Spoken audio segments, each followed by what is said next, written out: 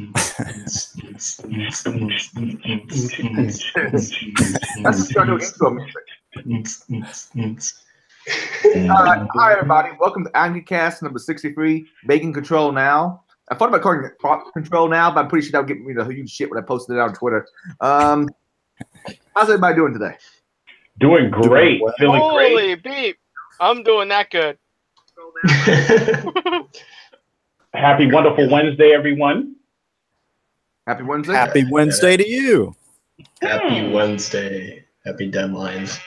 I have to be out in Huntington, West Virginia right now. I'm going to record Aid tomorrow. I'm deep out in Appalachia. I might as well announce some cons, I guess, doing the normal thing. So Aid is this week, April 5th and 6th. I'm taking a vacation and chilling out. Got B-Sides. Yep, B-Sides Nashville coming up on April 14th. B-Sides Charm coming up on April 28th and 29th. Converge / B-Sides Detroit is 10th and 12th. NolaCon is 18th and 20th. And let me see what else we got.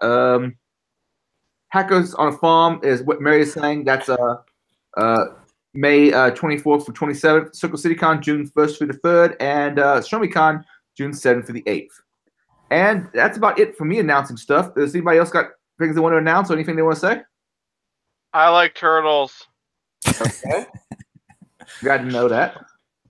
I'm checking a different schedule to make sure I got that time off to where I'm actually going to make all those.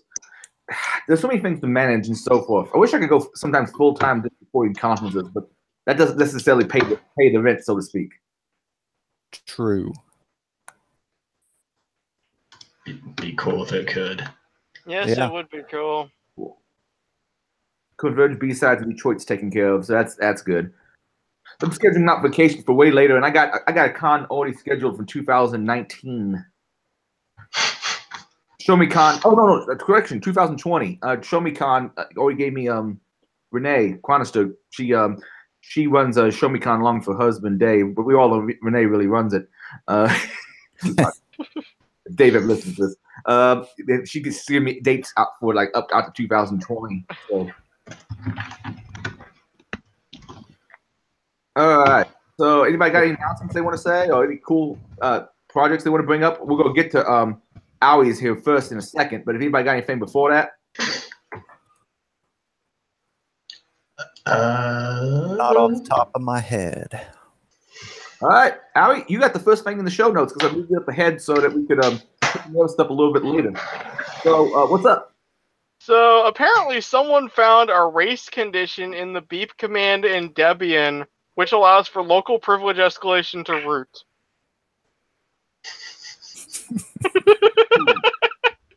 I'm gonna modify the show notes to include that link to put in. Yep, it is called Holy Beep. It is. It's a good enough name. I like it. What does this Am I Vulnerable file even look like? So, let's see. Am I vulnerable? So what it says at the command line, you do this, and it's privilege escalation. All right. Holy Beep, vulnerable escalation. Okay. More issues. The Holy Beep site is a bit of a parody, so you might want to focus on the Debian security advisories. Well, why don't you link that to me, and I'll put that in the show notes. Okay, here we go. Derp. I'll put that as the first link, so that's the first thing people see. Why is it rearranging my damn tabs? Shit. Okay. Because Holy Beep, that's why. There we go. Keep trolling. Exactly. Well, this might be useful from time to time because occasionally I do get a shell on a box that's like no privileges and wait, who all is affected by this? Howie, I haven't read any of this stuff yet, so who all is affected by this? Here's the Beep install base right here. The last link I just sent. Jesse.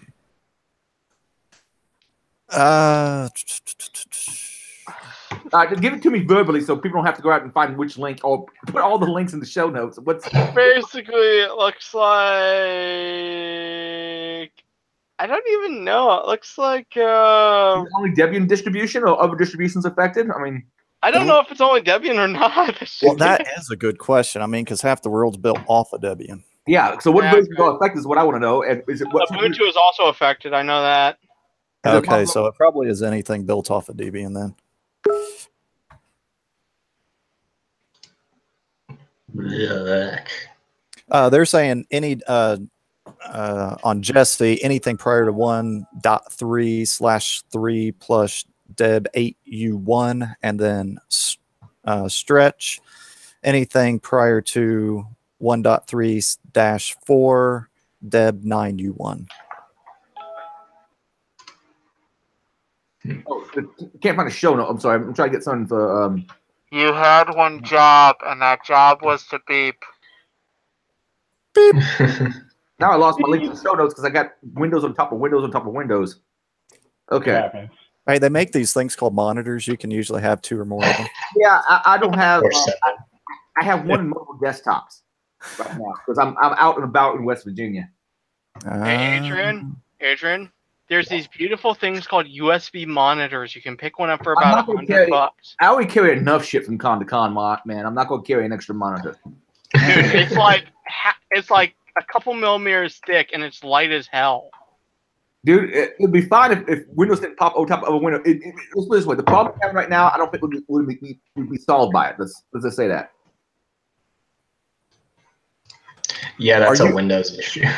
Yeah, actually, I was going to ask, are you running Mac or Windows? I'm on an OS 10 box, yeah. Oh, okay. If you have an iPad, I've seen people move those off as secondary screens. Okay. I only have Android tablets right now. Oh, okay. Oh, well, no help.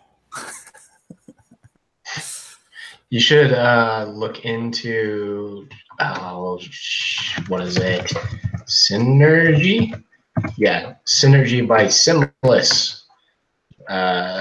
Really cool thing that I found a while back. Posted in the show notes. It works by making a basically a server running on one machine, and then you have a bunch of clients connect to that machine over I think it was HTTPS, and then your mouse movement and mouse gestures gets transferred and broadcasted over the network to those different devices. Super helpful, especially when you have multiple machines, and it works on all different platforms, between all different platforms. Groovy. And it's like 30. It's like $30 still, maybe. I paid like $30 for like the entire thing, and I love it.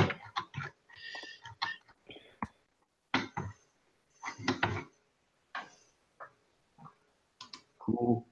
Well, does anybody else have any beeping things to say about the beeping flaw in Beep? I have a GIF. Can you stream it real quick? Why don't you? Yeah, you can share your screen, man. Yeah, share it, man. Share it. Let the world know. Okay, this is what I have to say about all this shit. Okay. This is what I have to say about all this beep.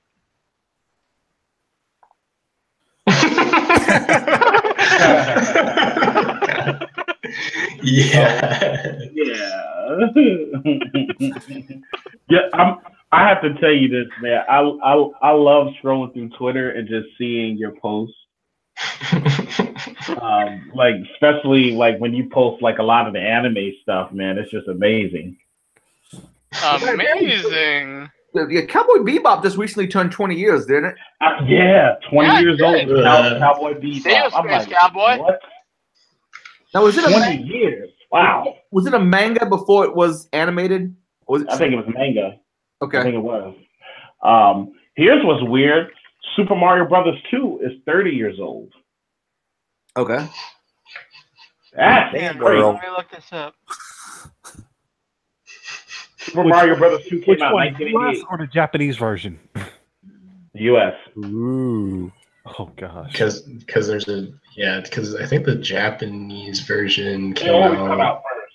And 2 seemed to change the gameplay a whole lot. But then it went back to the same kind of gameplay with a lot of improvements and extra features and weird, things with number 3.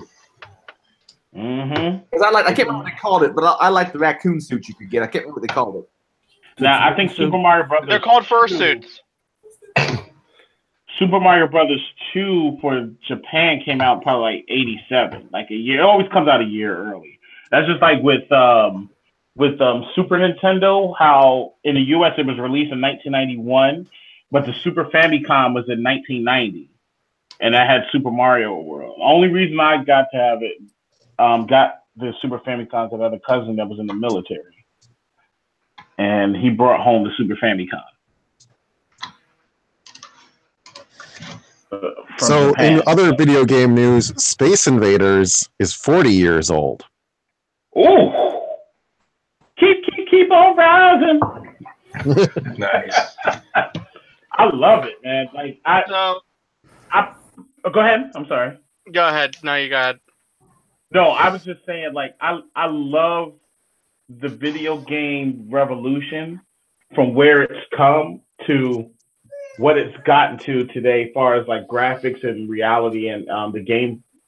I would say like just the way the games are. Now, for a lot of it, I do miss the fun gameplay style, like where it was just all fun and nobody really took it serious. But, you know, and not to say that they never blame video games for what's going on in the world, because they always have. Case in point with when Mortal Kombat first came out, and I remember them protesting because they had blood in the game. And the blood really looked like they did. Parents were protesting that. They didn't want their kids having blood in the video game because it showed an act of violence. It promoted violence, excuse me. So what but what Sega Genesis and Super Nintendo did, when the new version of when Mortal Kombat came out for those systems, when the players got hit, it was red sweat. It wasn't real blood, and the only way you could get blood is by breaking the code with the Game Genie. Huh. Yeah. Reminds me. I thought Nintendo had no blood, and the only way to get it was to use the cheat code. Game Genie. Sega left it in. That reminds me of Doom 64. Actually, there's Game Genie. Go ahead. Sorry. Has anyone read Masters of Doom? No, I haven't. I have. Okay, so you hopefully will know exactly where I'm going with this. In Masters of Doom, so Masters of Doom is essentially it's a biography about id Software back in the early days leading up to Doom 3. Yeah. And at one point they're talking about how Nintendo called them back during the height of this video game controversy going, we want all the blood out of Doom for Doom 64. Yep. So you know what the response was? What was that? While on the phone with Nintendo, they just go and scream, hey guys, Nintendo says they want more blood! More blood! There was another response that id Software had, because apparently so there's these like pirated, I guess I'd call them pirated or bootlegged, religious theme Nintendo games that were never licensed by Nintendo. Yeah. And the Super Nintendo version of it's a very, very strange game. You're Noah and you're running around inside the Ark slingshotting food at the animals, and it's very obviously Doom without all the gore. And legend has it that id Software themselves leaked their own code to this Christian software development firm for this game as a fuck you to Nintendo corporate. Interesting. Actually, I would be unsurprised. You may not remember, actually Doom did come out on the Super Nintendo. The original Doom. That's actually how I got exposure to it. It came out on the Super Nintendo. It was very different, different soundboard. The enemy AI was a little different, but it was Doom though by id on the Super Nintendo. Mm-hmm. Did it also come out for 8-bit NES, or was that not powerful enough? Doom? No, the Doom, actual the cartridge for Doom was actually hard to emulate as well because it contained certain bits of hardware that was not full, like 16-bit. It did some weird fucky shit either with the music or with the displays, so it can never emulate properly on any of the PC emulators too. But what I was saying is that sounds like id. Both are saying I think the suit was called Tanuki. Tanuki. Tanuki. Yeah. For Super Mario Brothers 3, Tanuki. Yeah, that was my favorite suit in the whole game, Tanuki, because you could turn into a statue. Wait, oh, I thought that was the wait. What's the raccoon one? Is that the raccoon one or not? That's the raccoon one. Okay. No. They called it Tanuki. There was the raccoon suit and the Tanuki suit. Now the Tanuki suit was the brown. It was a brown suit, but with the raccoon tail. But the special power of that particular suit was the fact that you could turn into a statue, and when the turtles walked by, the Koopa Troopas, they would walk right past you because they think you were part of the scenery. That was the special power of the Tanuki suit. Now, of course, with the raccoon suit, you could fly, but you could fly with the Tanuki suit as well. But that extra power was to be able to turn into a statue. But that was also rare and not available until much later in the game too. Yeah, it was alongside. You could get the Tanuki suit in like the 5th world. Yeah. But no, the 5th world was the frog suit. The 6th world was the Tanuki suit. Third world was water world. Third world was the water world, which was the frog suit, and then after that you can get the Tanuki suit. Yeah. And that's what made the game like awesome. Super Mario Brothers 3, the best Super Mario Brothers, hand down. Did you ever get the hammer suit? Yes, I have. I've got the hammer suit. That was the best right there. You think so? Dude, the offensive power in it was incredible. I mean, you could crouch down, you're immune to fireballs. I mean, That is true. That is true. And my favorite villains, and I know this sounds weird, I like Buzzy Beetle. For some reason, I just like Buzzy Beetle. The Beetles, they could walk on upside down on the ceiling and then drop down on you and go boom. Yeah. So it's kind of crazy. Hence, while I'm in my 80s fashion with my Macho Man, oh yeah, the Macho Man Randy Savage, yeah, here on the Irongeek cast, yeah. Did you dig it? I want to follow whatever you're on, man. Oh yeah, my brother. I'm trying to remember who owned what. I think I owned the Super Nintendo, but my brother Bevan bought most of the games for it. My favorites were like Super Mario Bros. 3. And there's something called, I think it was called Southern Cross. Yeah. Oh. Okay. The raccoon just gave you the tail. He says Tanuki was a full raccoon suit with the stone statue. Stone statue. Yeah. That's what I just said. Okay. Yeah. You're right. Tanuki is Japanese for raccoon dog. So. Oh, I didn't know that. Okay. Yeah. Learn something every day. I'm up here screaming Tanuki, and I didn't even know what it really meant. Shame on me. It's just native to America, so they wouldn't have any of those in Japan. This is true. But, yeah. I love it. So,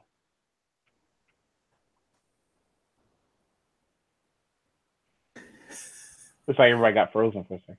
I won't bring this up. I tweeted at Marlene about this, but she knows I'm going to be talking about it at least. Uh-oh, what's going on? Talk to me.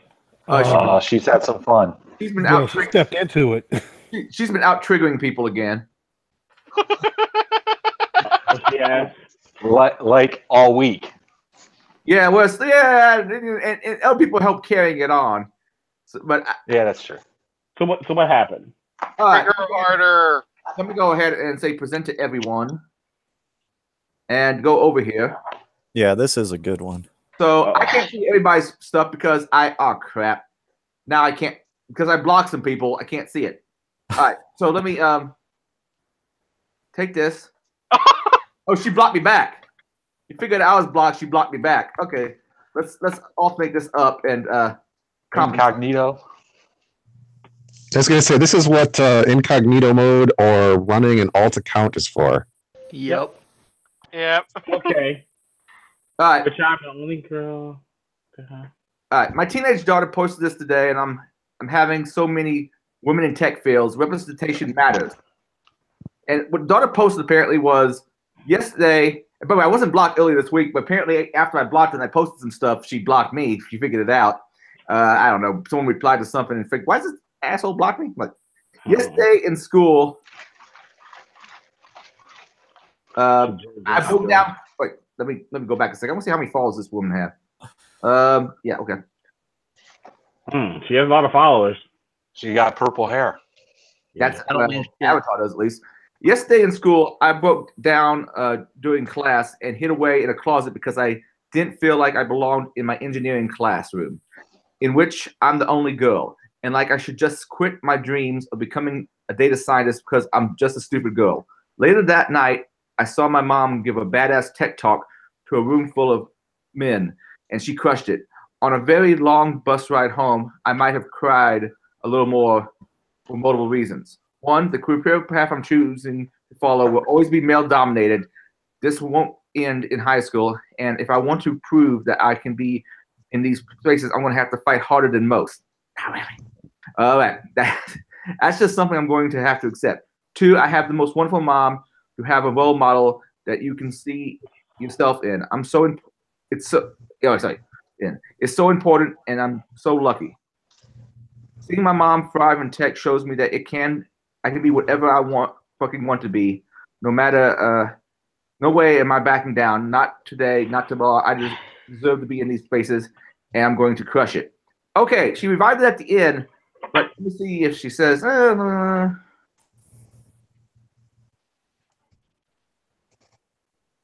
Okay, let me step back up. And then the feed eventually, it does. I think this was after Marlene's post, but eventually you'll see those like a GoFundMe posted to make money. Help her achieve her dreams. But so she's posting a GoFundMe off of this? Yes. Wow. Anyway, Marlene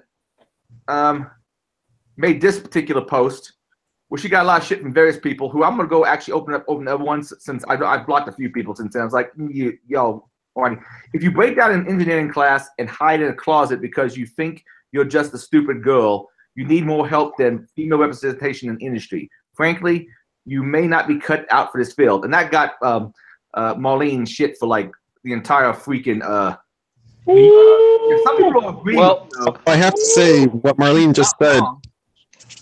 What Marlene just said is true. Like, you've got to be more analytical and more, how should I say it, less emotionally reactive if you want to be in a career in engineering or the physical sciences or that sort of thing, because what you're working with doesn't care about your fields. Yep. And granted, she's a teenage girl, but still breaking down because most of it's not the same as you, and you have to work. No, you really don't have to work harder. Actually, it was strange enough. I'm trying to find my post on it, and crap. You know. Oh my God! Go ahead, man. Let me see if I can find. I want to say this because this is my take on it. Engineering, STEM in general, is not for everyone. It requires a specific mindset. It requires a kind of personality type. It's something that you are. It's not something you can just be taught or be given. It's something that only certain people can really do. It doesn't matter if they're men or women. It's just a matter of having a certain personality and mindset. And I mean, some of it can be taught, but a lot of it just you are or you aren't. That's what makes someone good in that field. That's my take on it, at least. Yeah, this is one of the other prominent things in there, and if she gets and does it, fine. But there's this one dude who demanded like an apology from her. Example of a woman shaming a young lady for shedding tears for a future passion. M. Jacko apologized because you were there once, and this hide and now cold-hearted attitude is why we don't have more women in tech. No, it's not, because most aren't interested. Like, for instance, the cold-hearted attitude of various women in like nursing programs isn't what keeps me out. I just don't have an interest. Right. Back off, she's more of a hero than you. Crying does not make you a hero. And of course, Molina's reply to that is, I want to apologize for recommending that a young woman working on developing emotional resilience if she feels the need to hide in a closet. Thousands of women in tech, including me, do not perceive the industry as hostile. Blaming the patriarchy for everything does not help anyone. And Thank you. So forth. More argument and more argument. And at one point, I have someone posting in here who appears to be both an IT person and an amateur porn star, saying it's actually easier to be a woman. Someone else telling it's not really harder. And other people, there's all sorts of stuff back and forth, both supporting her and attacking her and supporting her and attacking her. But yeah. Now, when you say her here, are we talking about M. Jackal or the young engineering student? Yeah, I'm talking about MJ. I'm talking about Marlene in this case. So okay. Go ahead. I'm sorry, but But when I read things like that that that are attributed to a child, it just seems rather put upon. Yeah, agreed. It doesn't seem it doesn't seem completely genuine to me. Right. Yeah, it's put out there for a message, right? I mean, this was meant to get people talking about Get a reaction. women in the It's field. sort of like is a reaction bait. bait. It's sort of like all the woke 8-year-olds we heard about in the last several years. Exactly. It's exactly that's what I equate it to. Is that it's just like simply put up like, damn, that's a very intelligent. Nah, fuck that. Now we're going back, and so many people blame all these things on keeping women out of tech. I don't really think women are kept out of tech. I just don't think as many want to come into it. Just like not as many men want to go into school, teaching schools, in K through 12 and nursing. Though, quite frankly, I think we would be better off if more men did go into K through 12. Because as many homeless homes as there are out there, boys need male role models, and if they're not getting it at home, it'd be at least good if they have them as school teachers. Well, no, fuck that. I couldn't be a school teacher because I'll put my hands on. I'm not saying you have to do it. I'm just saying it'd be good if someone, I mean, I recall most of my teachers I'm trying to think. I want to say, well, I'll just say it this way. Once I got to middle school and high school, a fair fraction of my teachers were male. And, I have very fond memories of my high school electronics teacher who was a veteran from World War II and also a PhD in electronics engineering. And he was just at high school because he loved teaching high school kids. He could do anything he wanted. And he's like, I want to be here with you kids and, teach you how everything electronic works. Yeah, I off of Marlene's retweeted, and someone replied to my retweet, and was, I disagree with you what you said. Engineering is hard, even for us that feel comfortable in the classroom. You should act as you shouldn't act as a gatekeeper to tell her to quit because she feels scared. She didn't exactly say quit. She just said I may not be cut out for it. It's a value judgment because if bad enough, you're going to go get it. It doesn't matter what your gender or anything else is. But at the same time, every person has to make the value judgment of, is this worth it? Am I going to like, yes, I could accomplish this thing, but is this going to be the sum totality of my life? Support is the way to go. Oh, sorry, go ahead. And also, and maybe some of this is entering in, I don't know, but like particularly women, I won't say most, but a lot of women at some point would like to become mothers. And if you're in a full-time engineering job, that becomes very, very, very difficult because the job is very demanding. I won't claim to be an engineer, but I've worked in companies with engineers as a consultant, and I know how long their hours are, especially like when you're up against deadlines for production or whatever. This other guy comes in on one of the retweets of sport is the way to go, and we wonder why more women don't get into STEM. I'm tired of blaming everybody else but the women themselves who don't choose to go into it. My response to that is crying in the closet because there's not enough of your demographic in the room is pretty fragile and a huge overreaction. Having dealt with cluster B personality disorder types, which I dealt with a lot this last September, you all know what I'm talking about, I'd like to avoid them as they cause grief for those around them. He responds, I don't know. We've never experienced that as men. Bullshit. I'll get that in a second. If I get to a design class and I'm the only man in the room, then I just see it as better odds or what. But some women may have struggles from a long time back, but entering a men's field, and that's may have been the catalyst. And I was like, I've been in classes where I was almost the only white guy, was the only American, and was likely the oldest. Did not bother me. I asked if my male, I'll ask him if my male buddies ever had any problems at nursing school. I'll go ahead and unshare my screen. But yeah, that's the whole reaction to it. Yeah, maybe Marlene could have phrased it nicer, but that is such an overreaction, and this whole constant victim mentality is fucking annoying. That other women have, not Marlene obviously, but and then other women come out and say, Marlene's right. Others say not, and I guess I don't know. Y'all have your thoughts on it. I don't think Marlene was being. I don't think she was being mean or nasty or anything. I think she was being realistic with what she said. Yeah. You know, that you have to, if you're going to get this emotional, you have to take a step back and decide whether or not this field is for you, because emotional reactions are not, you know, they're really not an you want option. it in the workplace. Exactly. You're not going to want that in the workplace either. You don't want people breaking down. I didn't get into this field because there were other penises in the field. I wasn't. Who got support when they're getting in this job? Or did you make it? You went to school, or you got into the field. You got interested in technology. You got interested in gadgets, and you threw yourself into it. Ricky, of course you got interested because of the penises. Don't lie. You wanted to suck all of them. Oh my God, man! Wow. See, right there. Wow. I gotta admit, yeah, I'm shut your dirty whore mouth. I gotta admit, Here we go. Easy with my dating life in InfoSec, because I probably have met at some of the conferences I go to. There probably are more gay gentlemen than there actually are women at the conferences. At some of them. That's true. DerbyCon especially. So I don't know about all the DerbyCon ones. I know that I know a few show up, but I don't know. You know, it's not like everybody announces it. You know, right? I know there's enough. Never got approached and heard. You looking for a little complete sailor? I know at DEF CON, those queer con organizers. I remember I used to go to Outer Zone. There were several gay dudes used to frequently go to Outer Zone. There was There's been a couple articles about DerbyCon being this male-centric conference. That's why I said that. Okay.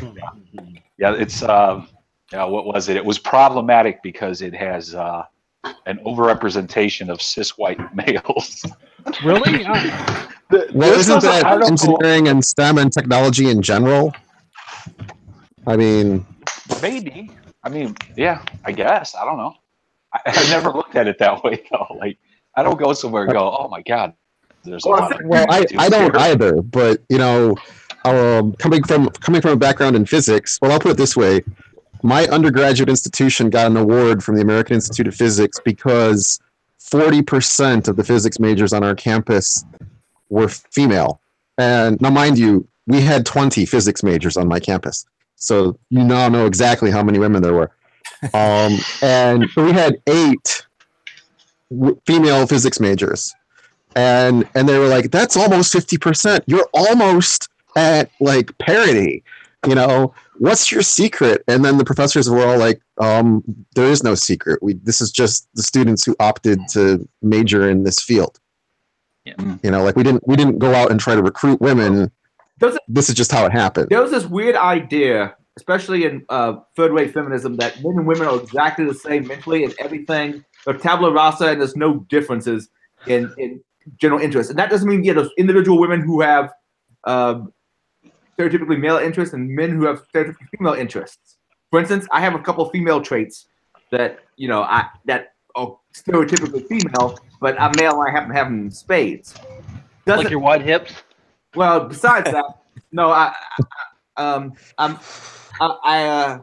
mean to gossip and I hold a grudge. That's never mind. Dude, both of those aren't because those aren't female traits. That's because you're Celtic, man. Holding a grudge is part of our people's culture. Amen to that, motherfucker. Right. Here's some other tweets I was just recently sent. If you're someone with privilege, if you see something, say something. Isn't what they say in the airport. And let me see. I hate having to do emotional label in tech work. It's awful. I don't want to have to do that, and it shouldn't have to. Emotional label. Fuck you. You're asking for emotional label with your fucking post. Hey, explain emotional labor. Her first fucking post was fucking emotional labor. No, fuck this person. And her daughter's going to grow up to be privileged and entitled, and it's going to be that's this tweet alone. When someone invokes unironically emotional labor, basically to mean, be a nice person? Fuck off. Why is she quoting herself in all of these posts? Because she's asking for emotional label in that first post that Marlene commented on. So that's what she's asking for. So no, screw this entitled person. Well, also, I think any firm that employs engineers or technologists or scientists would say the same thing, because I mean they're hiring an employee to solve their problems and do their work, not to cause a scene every day or some days on the production floor. Yeah, What was the what hashtag happens you was using? Go ahead. No, I was asking what the hashtag was. I was curious. I want to look up why this woman's putting quotes around everything she says. They're scare quotes. Scare quotes, yeah. So she can say, "I didn't say that." I don't know. I mean, and this will probably out which agency I work for, but I work around a lot of fucking structural engineers, a lot of engineers that build shit, and I've dealt with both men and women, and frankly, they're rational. It's not about me now. It's okay. What can I do to help you accomplish what you need to accomplish?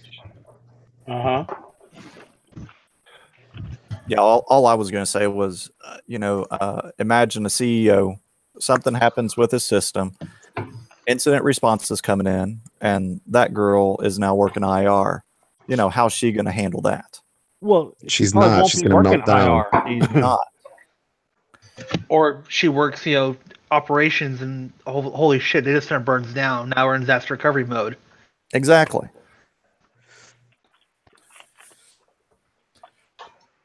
Now, go back to the point talking about disparity in genders. I mean, why do people talk about the inverse? I mean, let's look at like psychology. I have a minor in abnormal psychology, and if you look at psychology, like the undergraduates and the graduates, it's overwhelmingly female. I mean, once you get to the graduate level, it's literally 30-1, that kind of ratio.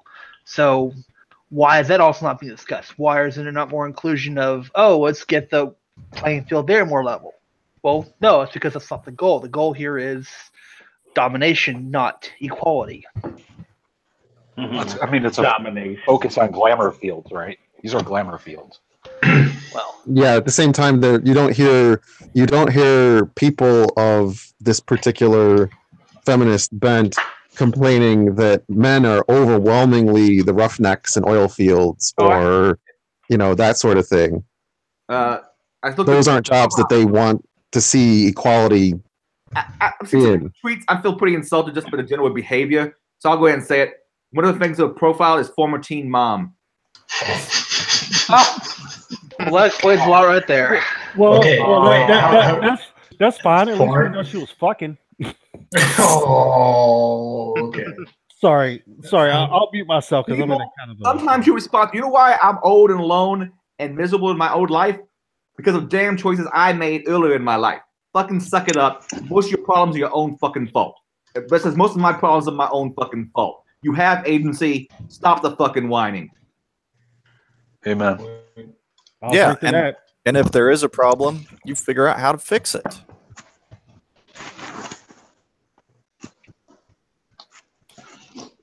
The easiest way is to go on Twitter and whine about it. I mean, that gets a lot done. Oh yeah. Well, we talked about this a little bit. I think it was 2 weeks ago, where we were talking about. It was when we were talking about the college issues bleeding into the workplace, and I think I said that it's just super easy for people now to just go on Twitter and just bitch and complain about whatever it is and whatever it is that they want.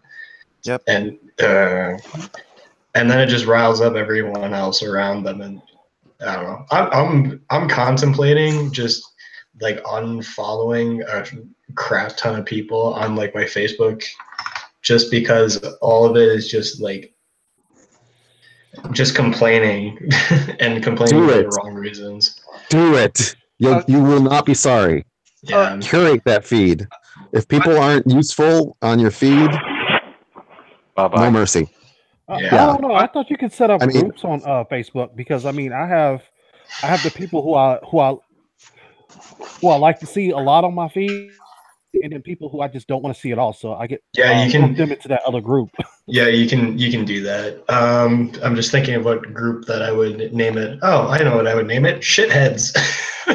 Okay, let me give you a little insider advice. So my last gig, I actually worked for the state of Texas education system. Yes, I know. I hated that shit, but in that a lot, we saw people who were, being fuck offs and not doing their work. We actually had one employee who pulled the race card a lot, even though he was a waste of space. He knew shit, but he never shared shit. He would blow you off and do his own thing. Basically a piece of shit. And because help me like that. I'm kidding. Go fuck off, okay? No, seriously. No, but so keep in mind, whenever this kind of complaint is lodged, whenever someone pulls a race card like that, they have to investigate. I mean, yeah, it's an unfounded accusation. He's pulling it because he has no cards to play. He's pulling what he can play. He's non-white, and the people who he's talking to are white, kind of thing. So you see the administration doing that, you can just imagine what the students are dealing with as well. They're dealing with some of the same exact shit. That mentality gets taught them of, oh, I can pull this card and all my problems go away. Well, guess what? Now we're starting to see that blow into the workforce because those people are starting to become quote-unquote adults. So. Adult Scary. isn't a magical switch you flip. No. That's why I said quote-unquote adults. I've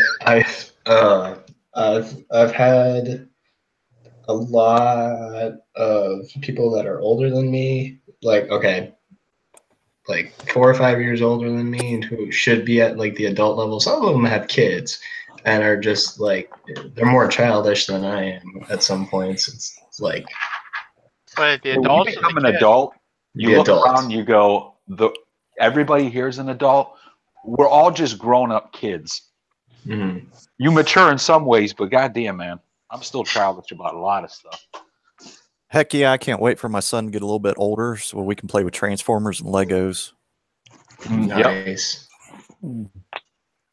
I had a fun little flashback. There was some like video on Facebook for like someone did a metal cover of the original X-Men cartoon theme, opening theme. And then I remembered of times where like me and my dad would be sitting, or I would ask my dad if I could stay up to like 10 or so. This is when I was really little. And we would, because they would play reruns on like the Disney Channel or whatever it was. And then he was okay with it because he could watch The Tick with me before that. So I got exposed to The Tick and X-Men at the same points. Two very different shows. Now, I have to ask, which version of The Tick are we talking here? Because I think there was an animated version. The animated. Okay. The animated version. I have not watched the pilot episode, or like the pilot version or whatever, or the series version. Or like I just found out a couple nights back that there's actually 2 different live action versions of The Tick. Yeah, because Amazon decided to make one or whatever. Yeah. Is it one starring Patrick Warburton? Joe Swanson. Yeah. Oh, that's right. It was him. Okay.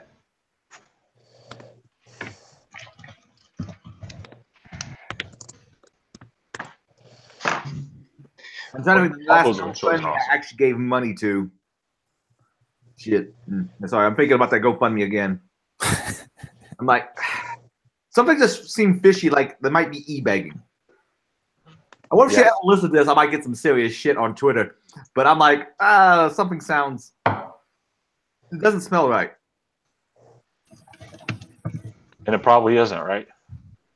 Perhaps not. Yeah, I worry about that stuff too. All right. Does anybody want to go on to the next thing in the list? Sure. Go for it, yeah. All right. Next thing in the list is the YouTube shooter. I NASA can't believe you found her attractive. Yeah. Come on, man. Easy often is, unfortunately. Did you see my reply on Facebook for that? Oh, what did you say? It was a bunch of different. I made up a picture with her mugshot right next to Michael Jackson. Oh, yeah. Her nose and Jackson's are almost identical. Eyebrows, eyes. I don't know. I think she's kind of pretty, but she's got that crazy look. Every picture she's ever taken that they've posted, she looks a little crazy. I'll completely admit that. But the lady, I think, she's a fairly attractive looking woman. I never thought she looked crazy. I've met and or seen a lot of Persian women, and a lot of them have that very intense gaze. Yes. Actually, a lot of Persian people in general, Iranian people in general, that intense gaze is, I don't know if it's genetic or cultural, but it's common from their culture. I've known one Persian man, and I've known two Persian ladies, and both the Persian ladies smiled fairly often, and the Persian guy was smiling all the time. I don't know. That facial expression is just. The two Persian ladies I know I don't remember having that facial expression. It's just. Anyway, this particular lady, she was apparently 38 years old when she did it. She would have turned 39 tomorrow. She went to YouTube, and apparently she shot 3 people, and one other person was injured by some kind of like ankle injury. Yeah, a woman twisted her ankle and trying to flee. Apparently, she showed up because she was disgruntled because her. I think some of her videos may have got demonetized or put in a limited state because some people saw them as slightly erotic. The ones I saw didn't look particularly erotic. I mean, she's all right. We can debate this. I want she's a fairly attractive woman, and a fairly attractive woman doing ab exercises. Some people might find sensual, but quite frankly, I think they're completely within the I don't think there's anything age inappropriate about a woman doing ab exercises. That, Adrian, there are videos of women who are basically talking there for 15 minutes and their tits are full front of the video, so that's hardly inappropriate. Yeah, I wouldn't say so either. She went to YouTube headquarters in San Bruno, sorry, and apparently shot 3 people. One person, apparently, I'm assuming they were running away or something, got an ankle injury, and she killed herself. Apparently, she was a vegan bodybuilder. There's been some misreports that she was a Muslim. She was not a Muslim. She was Baha'i, apparently. Baha'is are generally very chill. The one I've met.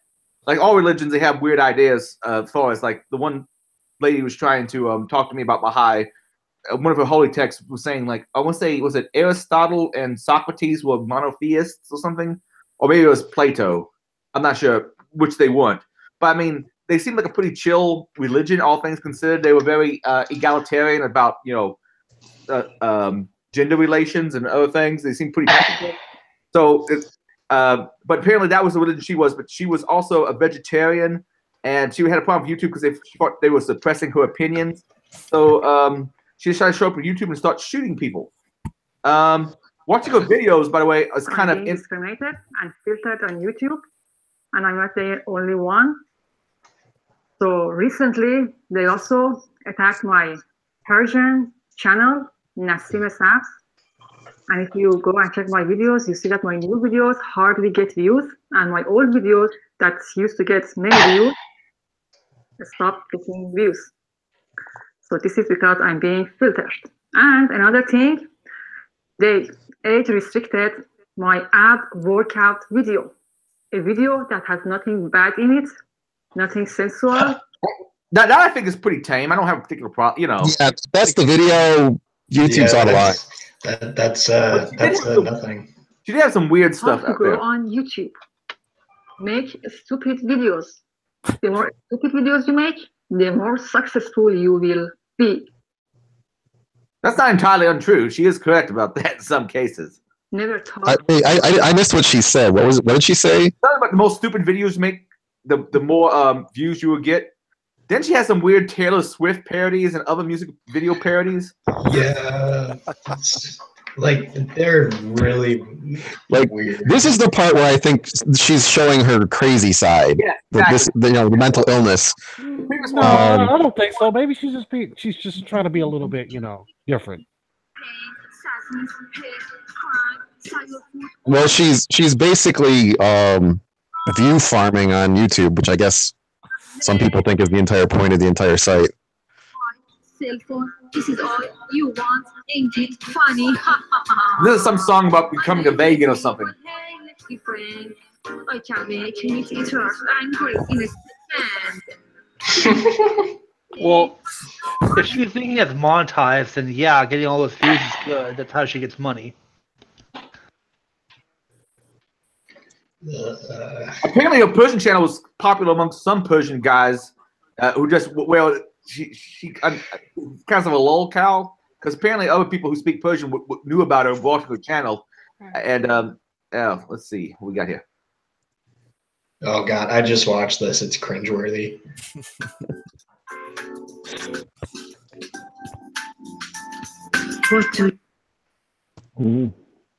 And we're buffering. Buffering.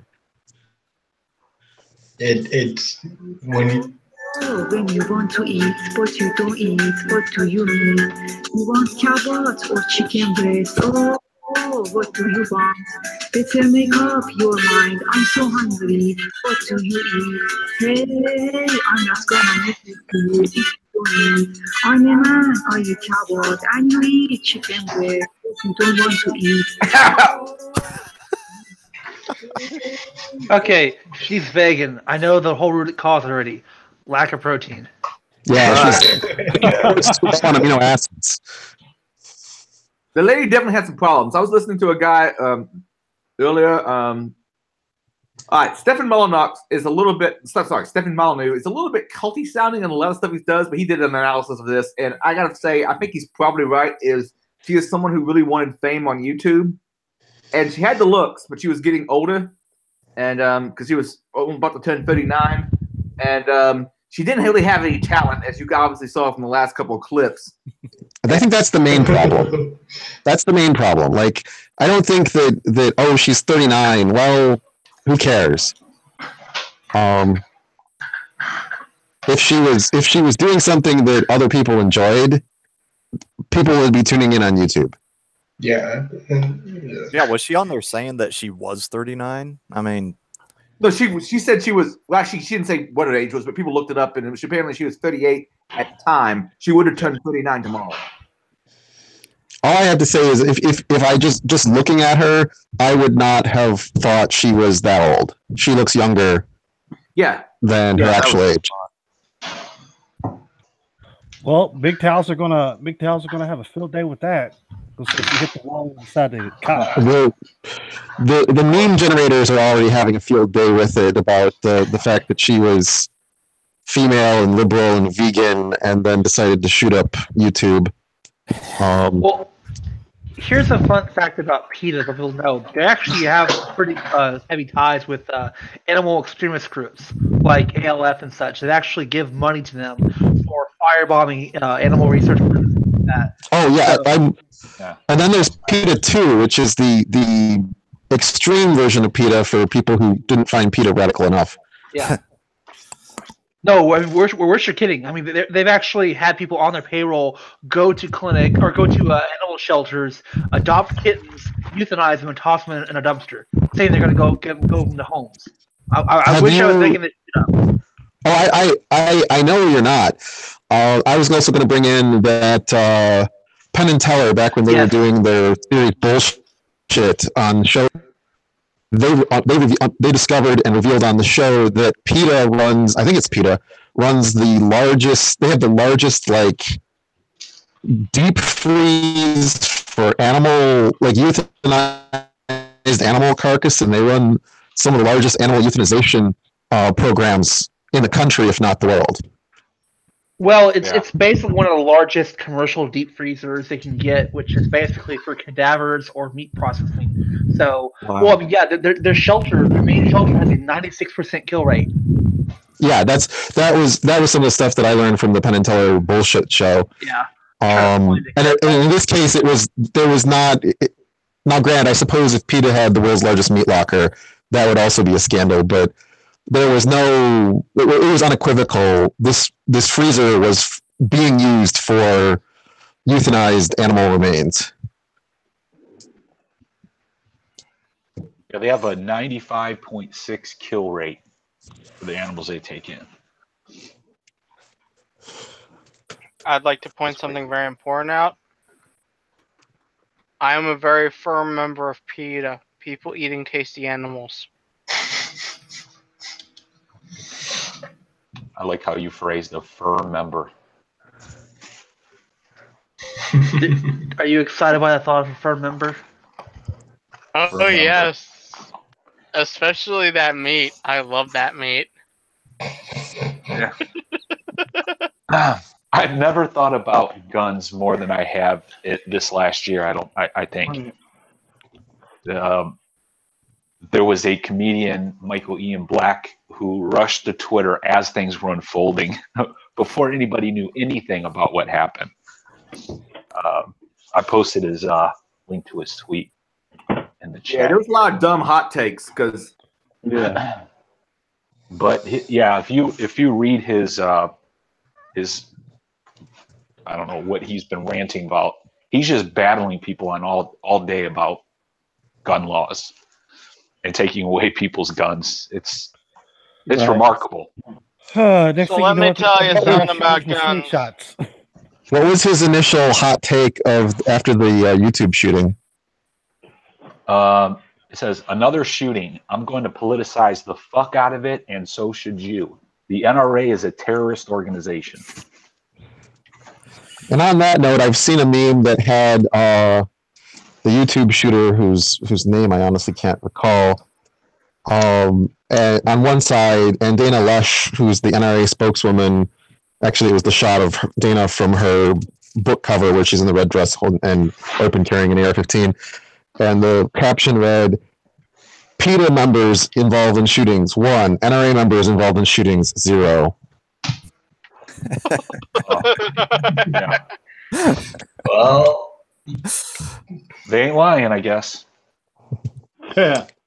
I mean, the NRA, as much shit as they get, I mean, as much rhetoric as they give at times, which sometimes makes me want to facepalm.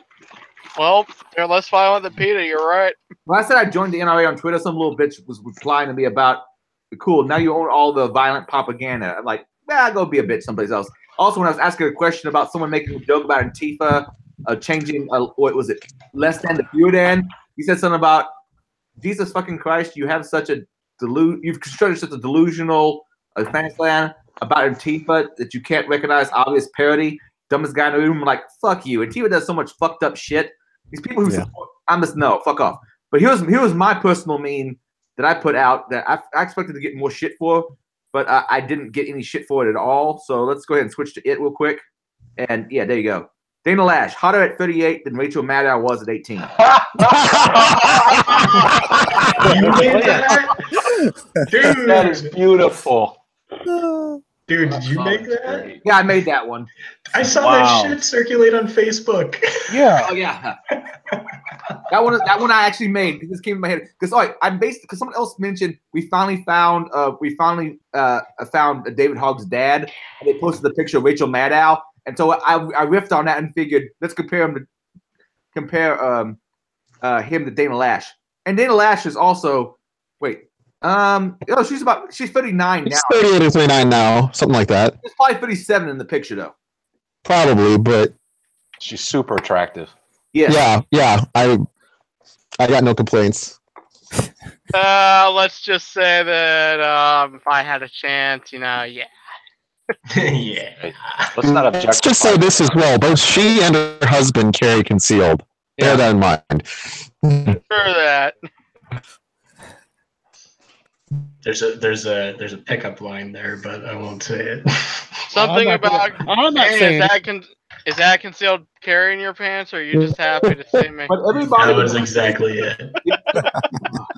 But everybody and their brother politicized the living hell out of that, and my response was I'm trying to find what my response was. Well, that's in the media section. Let me go switch over. Oh. Yeah. The NRA to the Second Amendment is what ACLU is to the First. They just promote and protect, right? Mm-hmm. Yes and no. And I would say the NRA would not be, in my view, the NRA is the boogeyman that the anti-gun movement created for itself. I was actually told after I joined the NRA by a couple people that I spent my money in the wrong spot.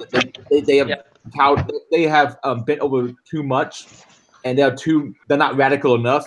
and that should have given money to the gun owners of America, I believe it was. Yeah, I was. Well, I would say Second Amendment Foundation. Yeah. The Second Amendment Foundation is the group that paid Mr. Heller and Mr. McDonald's legal fees for them to take their cases all the way to the Supreme Court. The Second Amendment Foundation hired Alan Gura, the attorney who represented both of them. Well, it's not like a case. So in my view, they're the ones on the front lines of protecting our rights under the Second Amendment. Okay. Hey, fun fact for all: Second Amendment Foundation is on Amazon Smile. There you go. Okay. Done. By the way, here was my tweet about the entire thing. They got a whole lot of retweets. It was pretty good coverage, at least. Left. Please let. Oh, this is about the recent YouTube shooting. Please let it be a white dude with a manga hat. Right. Please let it be an Islam. Oh man. Feminist. Please let it be a YouTuber who criticized me. MGTOW. Please let it be a crazy ex. Vegans. Please let it be a meat eater. Ironic there. PC. User, please let it be a Mac user. Star Wars fan. Please let it be a Trekkie. Did you see what I commented on that? Oh, probably, but I got a lot of comments. Oh, I'll just say it. I said Trump, please let me China. I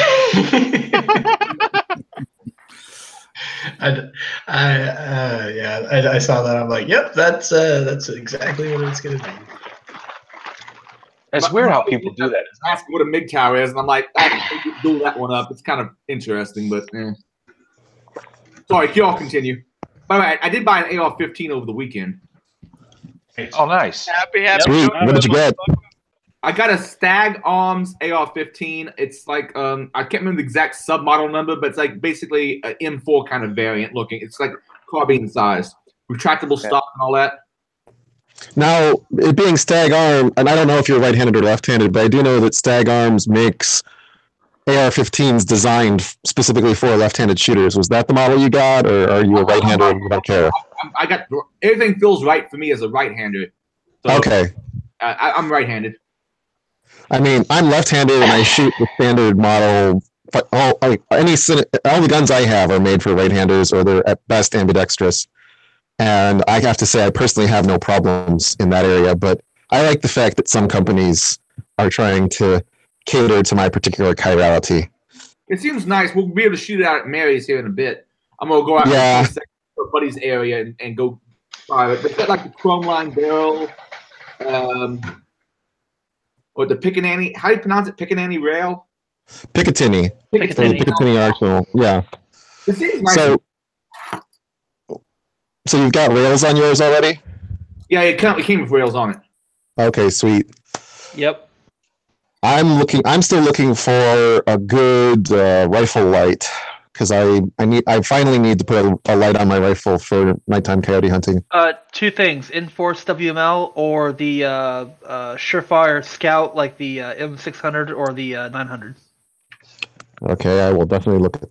The first one is Enforce. Is that like? IN. Is that the IN? Okay. Yeah, Enforce WML weapon mounted light. I don't know. I use night vision goggles, so. Those not doing any good if you go. have a higher illuminator. No, you can see and you can get the general direction of busting a coyote up. Yeah, how much do those run? Nighttime goggles. Like $4,000 for a Gen 3. Yeah. Yeah. Yeah. Nope. That's out of my price for. Or I like how fast. or you can find some. That sort of deal. I like how fast you guys came up with that I like number. that idea. You could set over some Gen 2 or 2 pluses for like $1,500.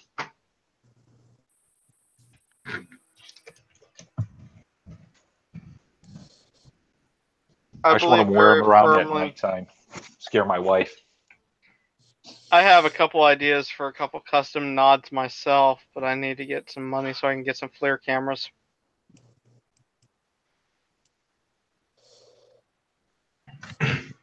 Hey, what were the other two after Enforce? You can get a Surefire, like a Scout, like the 600 or 900, or even a 300 if you want something small. Okay.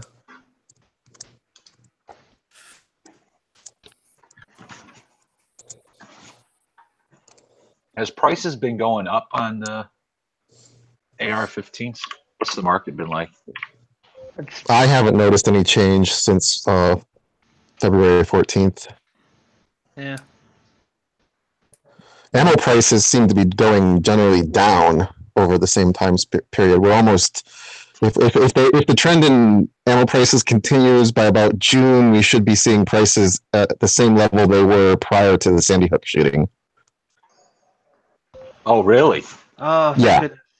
Some companies are going out of business, right? I forget the one arms company that Remington. manufactures. They're not going out of business. They're in Chapter 11 bankruptcy, 11, which is reorganization. So they can't pay their debts, but they're trying to stay in business.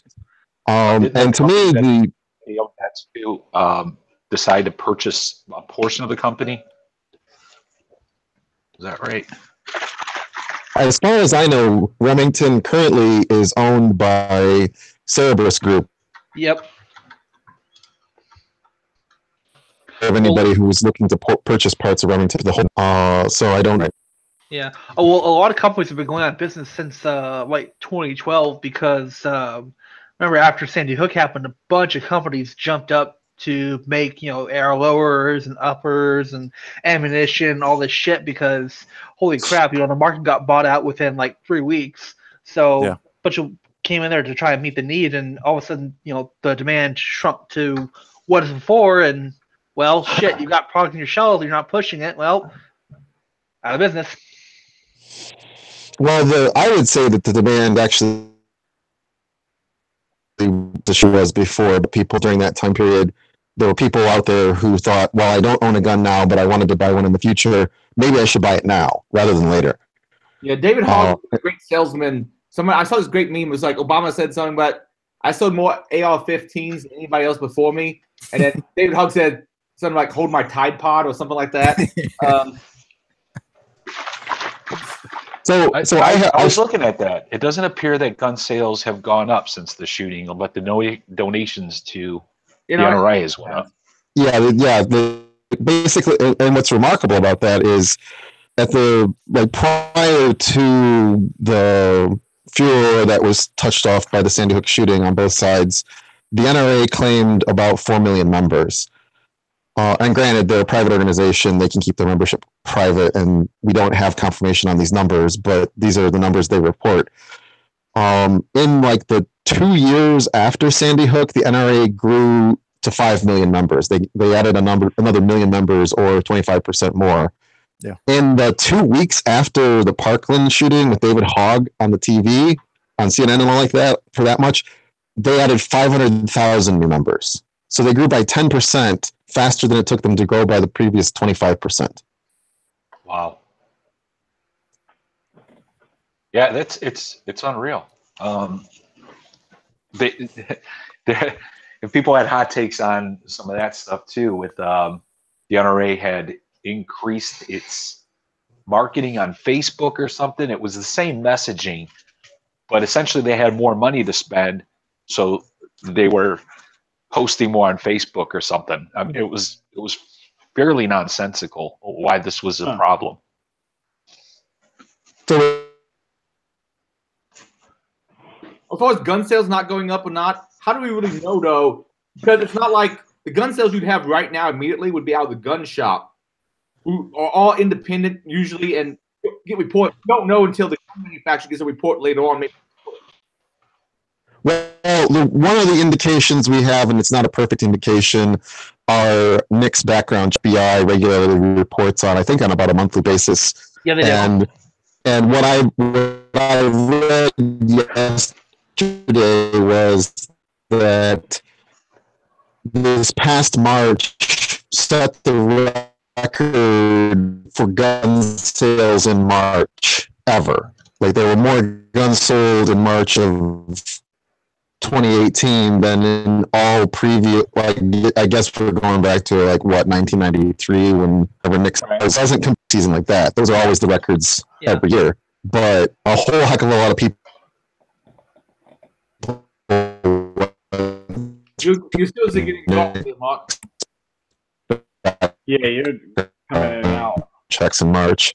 You can cut this out really where bad. this isn't completely accurate is What? You were cutting out. You were cutting it out. Yeah. I'm coming in and out. Okay, well, I don't know what. Second. I thought it was me because it's been. You know what? I'm gonna try to leave I thought it was stream me because I was trying to move to help my reception. Yeah. Stop all the downloading. What were you doing, Charles? No, I thought it was me. At first, I was like, why is it coming in and out? So I kept moving to get the reception right. Bluetooth. Yeah. Nice. I'm just glad the ammo hasn't peaked and is staying pretty consistent right now. Yeah. Man, here 3-4 years ago, ammo almost doubled in price. That was just stupid. There's a couple reasons for that. Well, I remember one time I heard that part of it was that wouldn't have been 3 or 4 years ago. Before that, my understanding is when we were equipping Iraqi police forces after we were supposedly going to back out, and we'll go back out.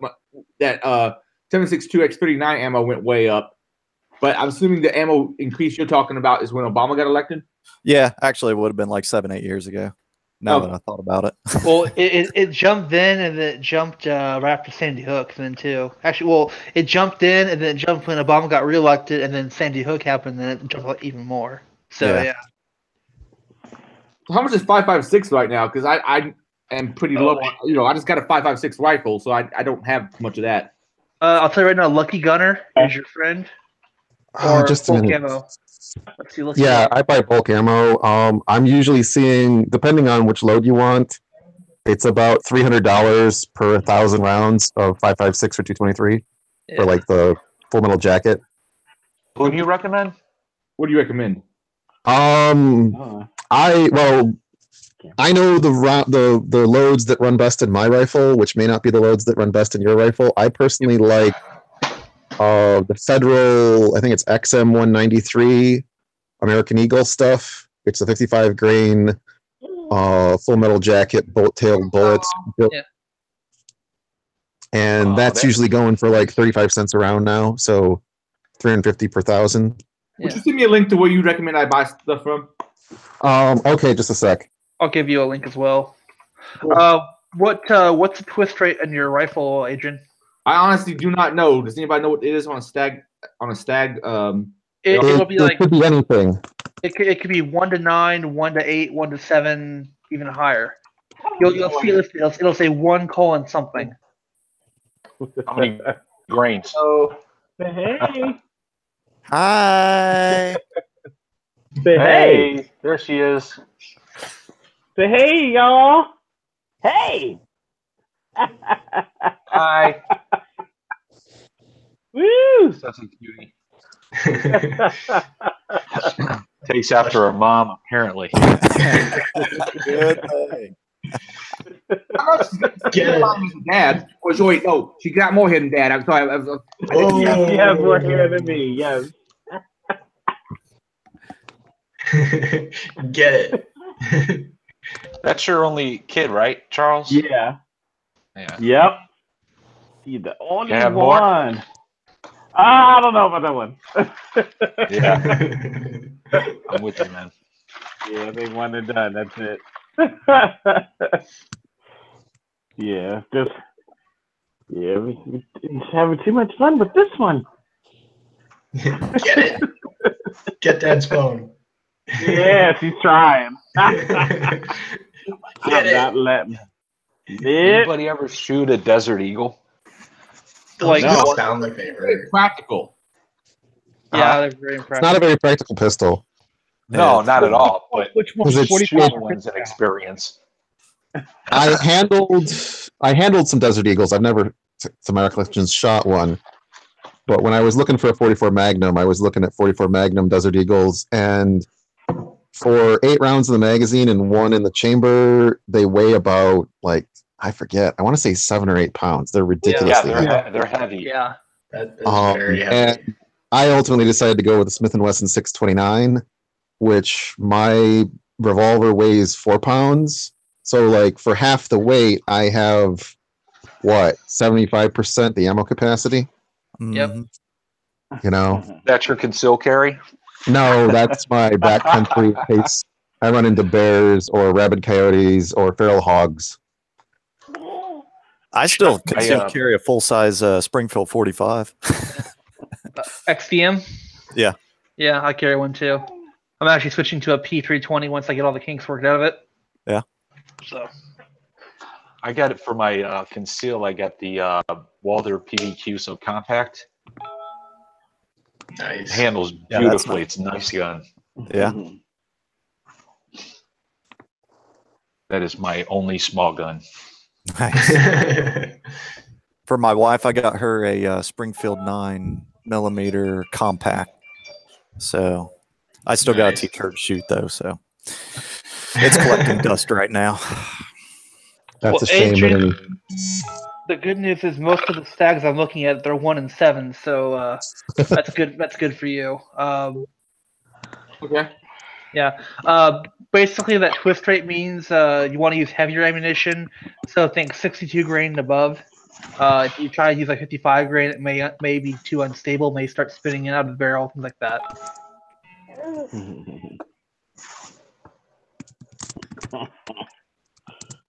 Welcome, Ill Will.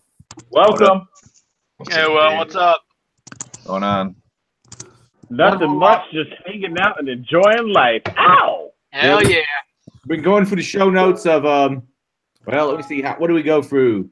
We went through Holy Beep. Apparently, the Beep command has certain pretty much escalation vulnerabilities in it. Nintendo Gaming Nostalgia. Our buddy Moline triggered some people online who I blocked, and then they apparently blocked me back. And it seems like it might be a scam to make money. Gonna block. I'm a parent. How do I put it this way? I'm a cynical motherfucker. Then we talk about YouTube shooting, and now we're talking about guns. Yeah. Guns! Guns. Pow, pow, pow, Guns pow. don't kill people. Pew, pew, pew, pew. Idiots with guns do. This is true. Actually, Caprico, you look like a hippie. Who, me? Yeah. Yeah. That's just, I get that a lot. Thank You you. look at that a lot. Thank you for the Smooth. compliment. It's not a bad thing at all. No, but I'm probably the only person that looks like a hippie that got a gun when I was like 13, 14. I saved up some money, and then I had my parents buy me a gun because I was going to go hunting with my friend. Never did go hunting. I ended up buying like a Mossberg 20 gauge. It was some junior edition. Right. I'll probably sell it eventually, and then probably work on the concealed carry thing, depending on the area that I end up in, and then get a pistol of some sort. I don't really know what I would get though. Probably just like a small, or probably just get like a smaller caliber gun, something like 9mm or smaller, something I can conceal and that isn't annoying to have around. My recommendation is try out a lot of them and find out what you prefer. Yeah. I'd like to own a 1911 because I know that gun inside and out, and it's really easy to like take apart and clean and fix stuff in it, from what I can see. But from what I've heard from people that have shot them, they feel like bricks in their hands. So it's like. So, from personal experience, I was firing a Mark 23 and a HK45, and the Mark 23 I was able to hit stuff with just fine. The HK45, though, there's something off about the sights, and it seems like everything I was firing was going up and to the left. So, as much as the HK45 is kind of a wet dream gun, that sighting issue, I want to hit what I shoot at. Yeah. Well.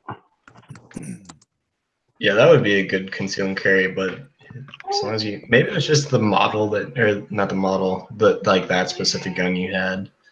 Maybe something was going weird at the muzzle brake. The slide was juzzing too. The slide was jumping too, so it could have very easily been maintenance on the gun store's part.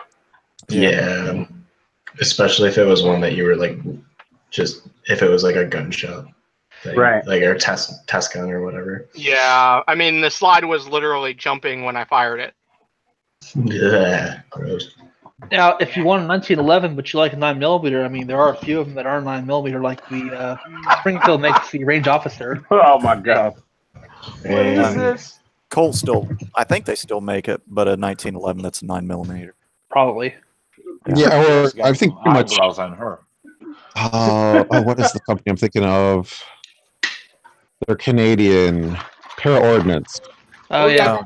They make 9mm 1911s, both in single stack and double stack. Yep. So you can get a 9mm 1911 with like a 15 or 18 round magazine. Hey, Adrian, Anything nice Canadian. video, Adrian. Nice video, Adrian. This looks like a porn video. Adrian, you're working out in the mornings, right? Were you following her? Oh my goodness. Oh Can we- my goodness. Can we get videos of Adrian doing ab workouts? Oh yes. He needs to be wearing the same outfit. I'm making the same facial expressions. No, Yeah, right. what you need to do is do that and then have a GoFundMe. And until people actually hit a certain amount, you'll keep doing it. Make it stop.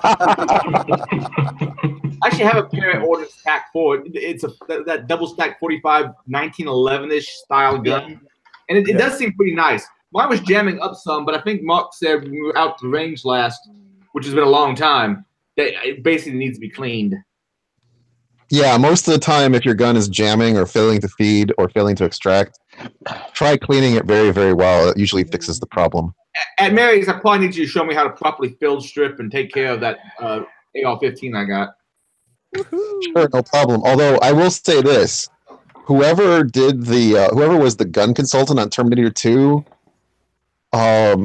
was accurate enough. Like basically, the first time I field stripped my AR, I just watched Linda Hamilton doing it in Terminator 2, and that got me pretty close. Didn't she like learn a lot of that for the film? Actually, Yeah, she did, and I think they hired somebody who was a retired Navy SEAL or something like that, yeah. who to teach her and the other actors how to handle firearms and how to, field strip them or whatever they had to do for their roles. Nice. It's not that hard. I mean, you just pop the pins and Yeah, but there's a few pitfalls. I mean, if you pop the pin and you don't try to control the upper, it just wants to pivot over, and then you can wind up banging your barrel into things around wherever you're cleaning it. Yeah.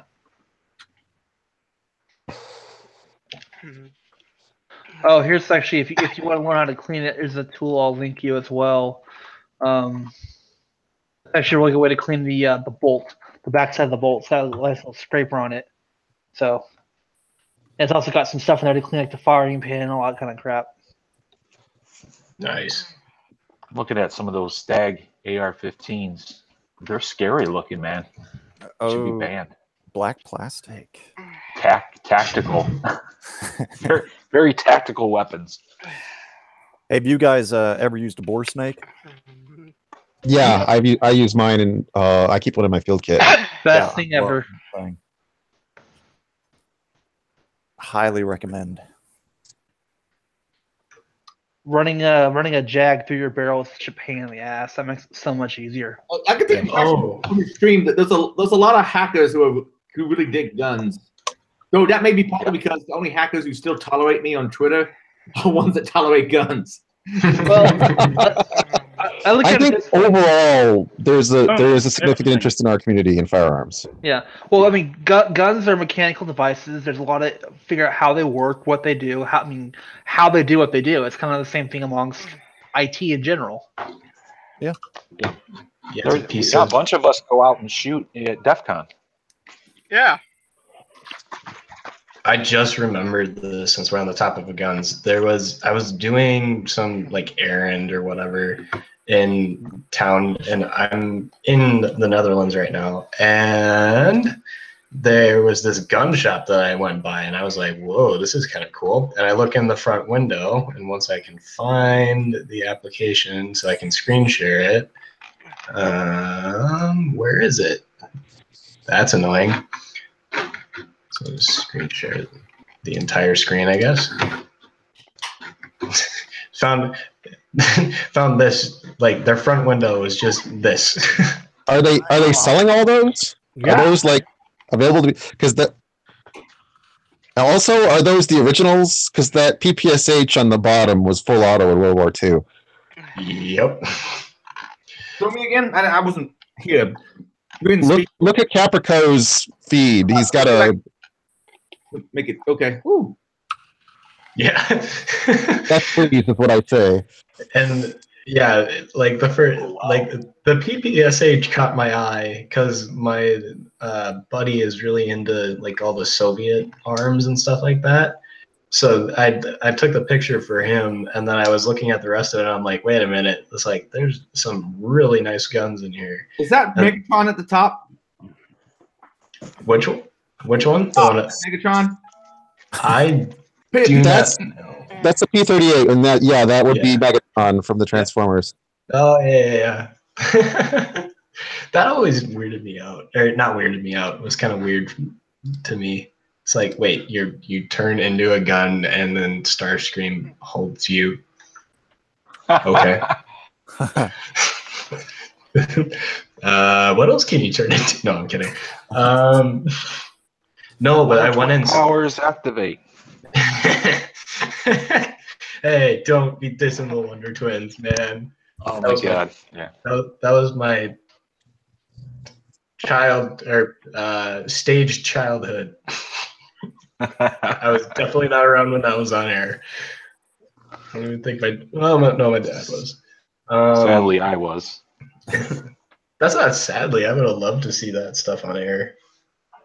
Yeah, it was kind of cool. It was kind of cool when it was on the air. I look back on it now, and animation has progressed a great deal since then. Is all I can say. Mm-hmm. Yeah, and ideas for superheroes, right? I mean, form of water. She turns into a bird, and then he turns into water so she can carry him, or ice. It was kind of. Are we talking about Transformers or Super Friends here? We were talking about Transformers, and we were talking about Super Friends. No, we're talking about kinky sex. All of it. You are. All of it. No, the Wonder Twins. Okay, now I'm Amy and caught her up. mother. Yeah, there you go. Hey, so what kind of prices did they have on those? I think in the picture, I can share my screen again. You can see, 475 euros for the PPSH. Not bad. Yeah, that's not bad at all. 750 for the Uzi.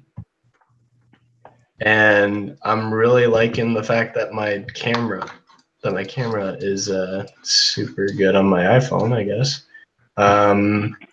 Sadly, I can't see it on Megatron, but I can see it on the Scorpion, which is 649 euros. Yeah, those are pretty good prices. And when I went inside, I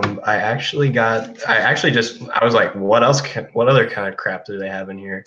And they had like old like swords from like the 1800s for like cavalry, and they also had they had an M16, like a full like functioning M16 in there, and I was like, whoa, okay, that was something that I haven't ever seen before. And I saw it in the weirdest place that I would ever think that I would see one. And they also had, I think they had a Mosin Nagant as well, but those are a dime a dozen. Exactly. They're getting rarer. If anybody doesn't have anything they want to say too much, Liz is trying to join, but apparently the call is full. So we figured out that it's apparently maxed out 10 people, including the host. Wow. Well, I will actually be getting off to go to bed because I have to get up and do deadlines for tomorrow for school. So he'll be able to join in once I leave. But yeah. So here's So- a fun little fact about Netherlands and Europe in terms of guns. Over there, suppressor use is nearly mandated, versus here, where suppressors are a tightly controlled item. Does anyone want to hazard a guess why? Because everyone's so tightly compact in the area. Partially right. What Okay. else? So you don't disturb other people when you're shooting. What's that? That's what I was going for. So yeah, so you don't disturb other people when you're shooting or hunting. Exactly, noise pollution. That's what suppressors are for. Is for noise control. They're not little. They're not these little quiet machines of death. No, that just cuts the decibels down by maybe 30, 40. So you're not going to be deafened, but it will still be loud as hell. Well, we in Didn't the Hillary say US have been something about working. that? We've been working to liberalize suppressor law because, frankly, the Gun Control Act of 1934 is mostly just a pain in the ass. Yeah. But it's been a few Democratic senators who have been preventing the Hearing Suppression or the Hearing Protection Act from passing. Yep. I shot a press 12 gauge one time and was actually able to do it without hearing protection. It wasn't all that bad. Yeah, I mean you could do like a suppressed 22 without hearing protection and not go deaf, but you couldn't do that with like say 223. You would go deaf from that. Yeah. Well, I'm gonna get off so that Liz can get in here. Have a good night, guys. All right, good night. Night.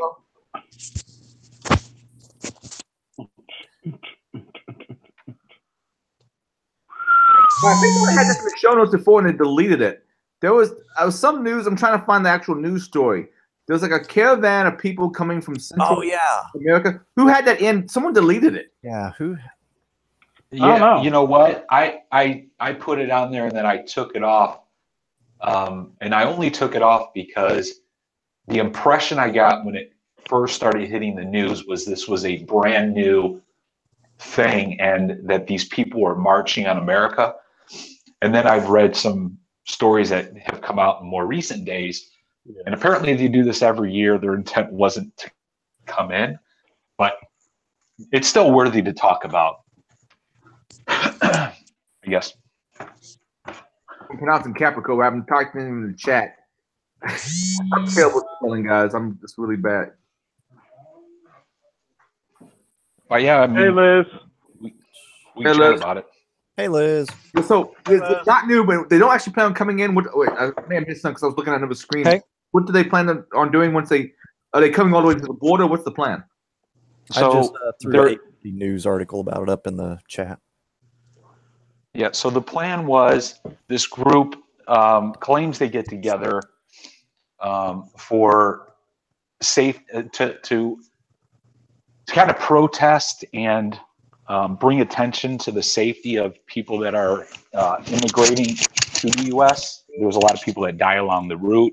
They get killed by cartels or what have you. And or on the trains that take them, kids fall off the top of them, stuff like that. So they were really, it was about the safety of the people coming up. But also, I heard that a lot of the guy kids are not necessarily the best people in the world, and you might get hurt by the coyotes who you pay to take you across the border. Yeah, that's right. And the guy that runs it, he seems like a piece of work. They have a Facebook page, this group that puts this together, and the guy that runs it was on some news show, one of the Fox guys' news shows, and he was basically saying America deserves having people come into her, and they deserve that for, they're a wealthy country, and they arm the governments of South America, and those governments then hurt the citizens. Their vote doesn't matter. Basically, it's all the United States' fault. So why shouldn't she have all of these migrants coming in? That was interesting. Yeah, country for so long with so many people coming in. Yeah, and weren't they saying they're not saying that they are immigrants? They're trying to say that they are migrant workers, I believe. Yeah, that's right. That they're world citizen workers or something. Yeah, it was a weird title they gave them. Yeah. Okay, and what about other countries? Because I know even getting into Canada, they gave me a pain in my ass, just voluntary work. And my understanding, going into Mexico, what happens if like an American overstays the visa, or if they are found without any kind of papers in Mexico? They're arrested and deported. That's after a lengthy, stay Yeah. in a Mexican jail, unless you can pay the bribe. The whole idea that everybody should have open borders and countries can't vet who comes in and out seems a little bit odd to me. Yeah, and that there's groups that actively organize to help people that come in this country illegally stay in this country illegally, and apparently we give them rights, so they have rights as non-Americans. They have like citizens' rights, I guess. See, I'm not like coming alongside economically paying more in taxes than they take out in welfare state, but I've heard various stats on this backwards and forwards. Anybody that comes in and pays more in taxes than they take out in the welfare state, I'm okay with, but I'd like to know what the numbers are on that. Well, if you're an illegal immigrant or undocumented worker, you cannot draw welfare benefits. No, you had it right. You can what now? He's saying if you're an illegal immigrant, you cannot draw benefits. But I've other people form out numbers that there are various welfare organizations, or welfare are not charities, but government welfare that they can get a hold of. That would be kind of hard to do, given how they don't have any kind of documentation that proves their identity, like social security number or anything like that. Yeah, I'm not sure. I know that was a thing in the UK, where the UK government was saying that the migrants coming in were essentially putting in more than they were taking out. And it later proved out to be a complete farce. That wasn't the case. Well, if they're migrants, so in that case, they actually are coming illegally. They're coming under asylum or things like that. They're actually processed in rather than jumping the border. You mean in the UK? Yeah, in that case, yeah. Not in Europe. Not in Europe. I mean, some of them are for sure. Well, yeah, some of them are. Yeah, there's a book called The Strange Death of Europe by this guy Douglas Murray. I listened to it on audiobook. It is a worrisome book, to say the least, for European countries. I've heard of what's happening to Germany and whatnot because of the migrants. So yeah, I'm aware of that part at least. It's as scary. well as reproduction in Europe, because they're not even equaling out current Europeans. They're at like 80% or something. And my understanding is part of the reason for the whole migrant influx, like Merkel and so forth, wanting to let a lot of people in, is they're currently not at replacement level reproduction, and hope is new migrants coming in will help. I don't know what they call their version of Social Security, but when people call Social Security a Ponzi scheme, my understanding, essentially mathematically, it is. And about an ever increasing population, you really can't pay for the next group of people who are going to retire. So my understanding, the thought was that these people would, but my understanding is a lot of them are not necessarily contributing enough to where it's actually going to help them, or going to hurt them. Well, the idea behind Social Security is that there's going to be more it's an increasing population. So Social Security is designed did not really account for boomer babies. I mean, the grandchildren of the boomers having a much lower birth rate than the boomers themselves. Yeah. They need to completely make a step and say, we're going to cut Social Security off at this age, and then make sure everybody starts putting stuff into 401k, and then take care of people won't, because people don't think about it. They won't. But if they know there's no Social Security coming to them, if you say, if you're under the age right now of 55, we're cutting Social Security. It's not really that, and it's mostly solvent. It doesn't really need much to keep going. It's also been credited as one of the most wildly successful programs out there in stopping what was previously a enormous number of elderly people in very destitute conditions. Also, the majority of the reasons why Social Security is having problems with funding now is because they keep raiding it to pay for fucking wars. No, that's not the issue. That's always been the case. They raid a Social Security trust fund and put in inflation-adjusted bonds. The idea is that you try to pay for infrastructure with that kind of stuff, even though they haven't. But the inflation-adjusted bonds is just to help keep the value of the money you put in Social Security. But my understanding is the money we put into Social Security isn't actually still there. No, like I said, it's inflation-adjusted bonds. We do borrow from the trust fund routinely. So that's intentionally so. If forevermore we're going to keep borrowing and borrowing to pay, there's a certain point where that has to break down, correct? So, and it's not even not because we're borrowing from it. Not because we're borrowing from it, because it's bonds. If we're not able to pay ourselves back, it also means we're not able to pay our lenders back, and there's going to be much bigger problems than Social Security not being solvent. On to the earlier thing about immigration and welfare and so on. I'm not sure. This is the video I was watching earlier. Let me share this thing out. It's like if you're looking for entitlements that are like really, like you really want to worry about their solvency and how much money you're putting into it, you have to look at Medicare. That's the elephant in the room by far. Medicare. All right, we'll get to that in a second. We'll see what the stats that were throwing out. No. Let's see if they link off to anything. I feel like Ron Burgundy. Okay. Oh, I hate actors doing this shit. Did you know? Did you know? Did you know? Did you know?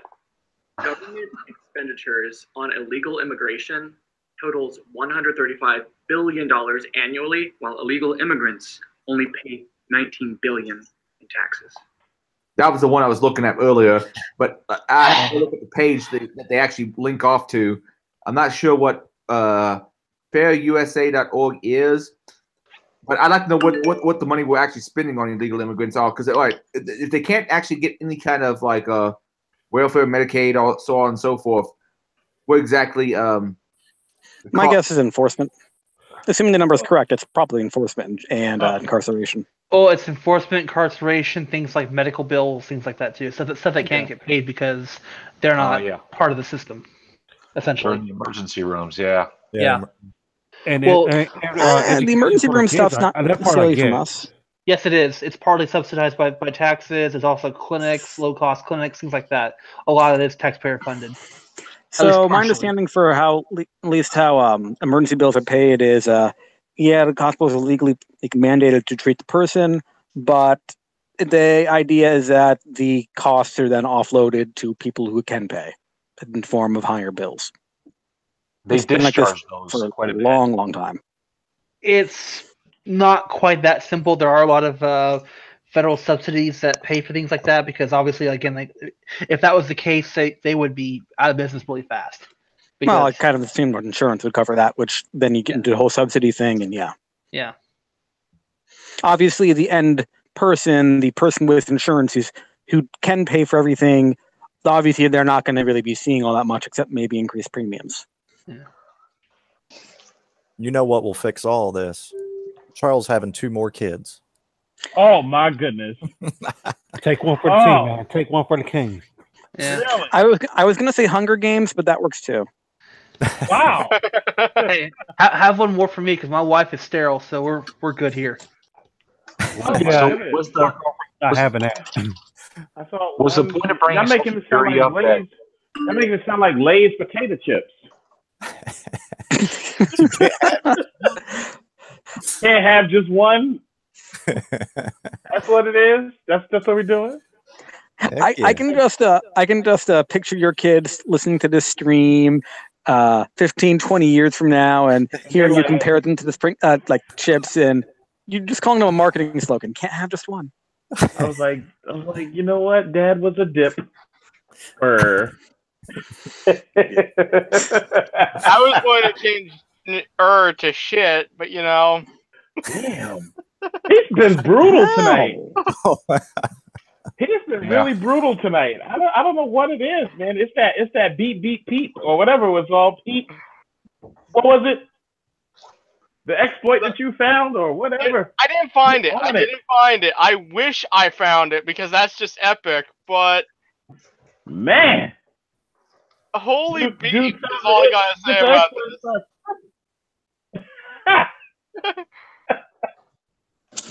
Oh, I just started coming in. You're referring to that was the exploit in Debian for the beep?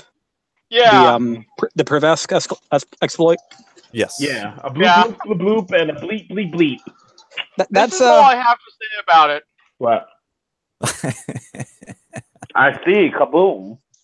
That's pretty bad. It's not the most ghetto exploit I've heard of, but it's pretty bad. Yeah. But there has been like worst one I've seen as a sandbox escape. I forget which type of virtual machine platform it was, but a sandbox escape using MS Paint. If you drew a specific series of colors in a certain order, certain hex codes, and then renamed the file, and you can execute it, you escaped a sandbox. Wow. So I found that was by far the most ghetto way to hack. You use MS Paint. It was Citrix. Yeah, Citrix sounds right. God. That's like escaping the root shell by using Vim. I mean, holy crap. There's no such thing as elegance when it comes to the art of hacking. It's what do you mean? That's the most elegant thing possible. The only thing that would make it better is if you had to use Comic Sans. No, not just Comic Sans. Well, it makes it better with just using Emacs. Oh, you gotta use Wingdings too. Also, you gotta draw a dick.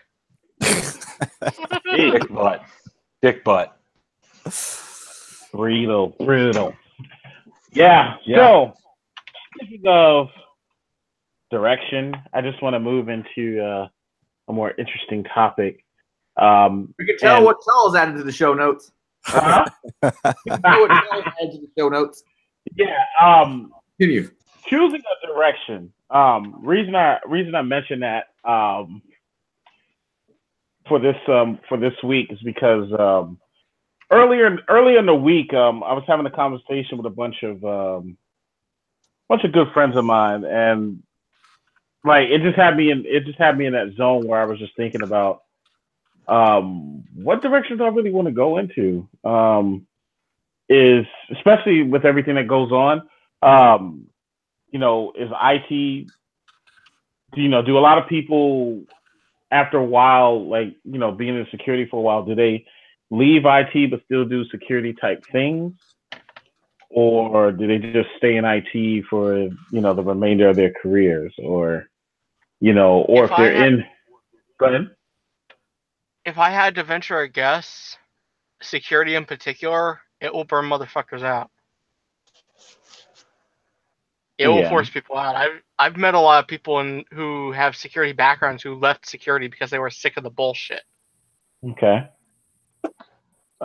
I've never met anybody that's left. What would be when you say get out of IT but still do security? Do you mean... I guess meaning like somebody that, like, say if you're like I guess like a teacher or whatever, but you're still, on your time or your free time, you're just like maybe writing code or something, You're not in it professionally, but because one of my buddies does that. He's a social worker, but on his freelance time, he does code. He codes in Ruby on Rails.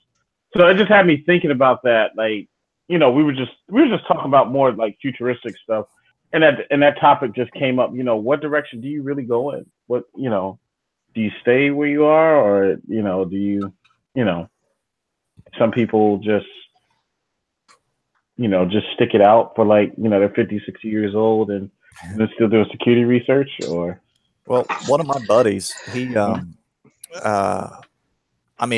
was heavily on the pen testing side, even to physical testing, and he eventually got burnt out, and he went and started a brewery with a couple other guys, but he still is not actively doing pen tests, but he will still have small security conferences and stuff at the brewery, and still stays in touch with everybody in the community. So so he's still apart but distant, Right.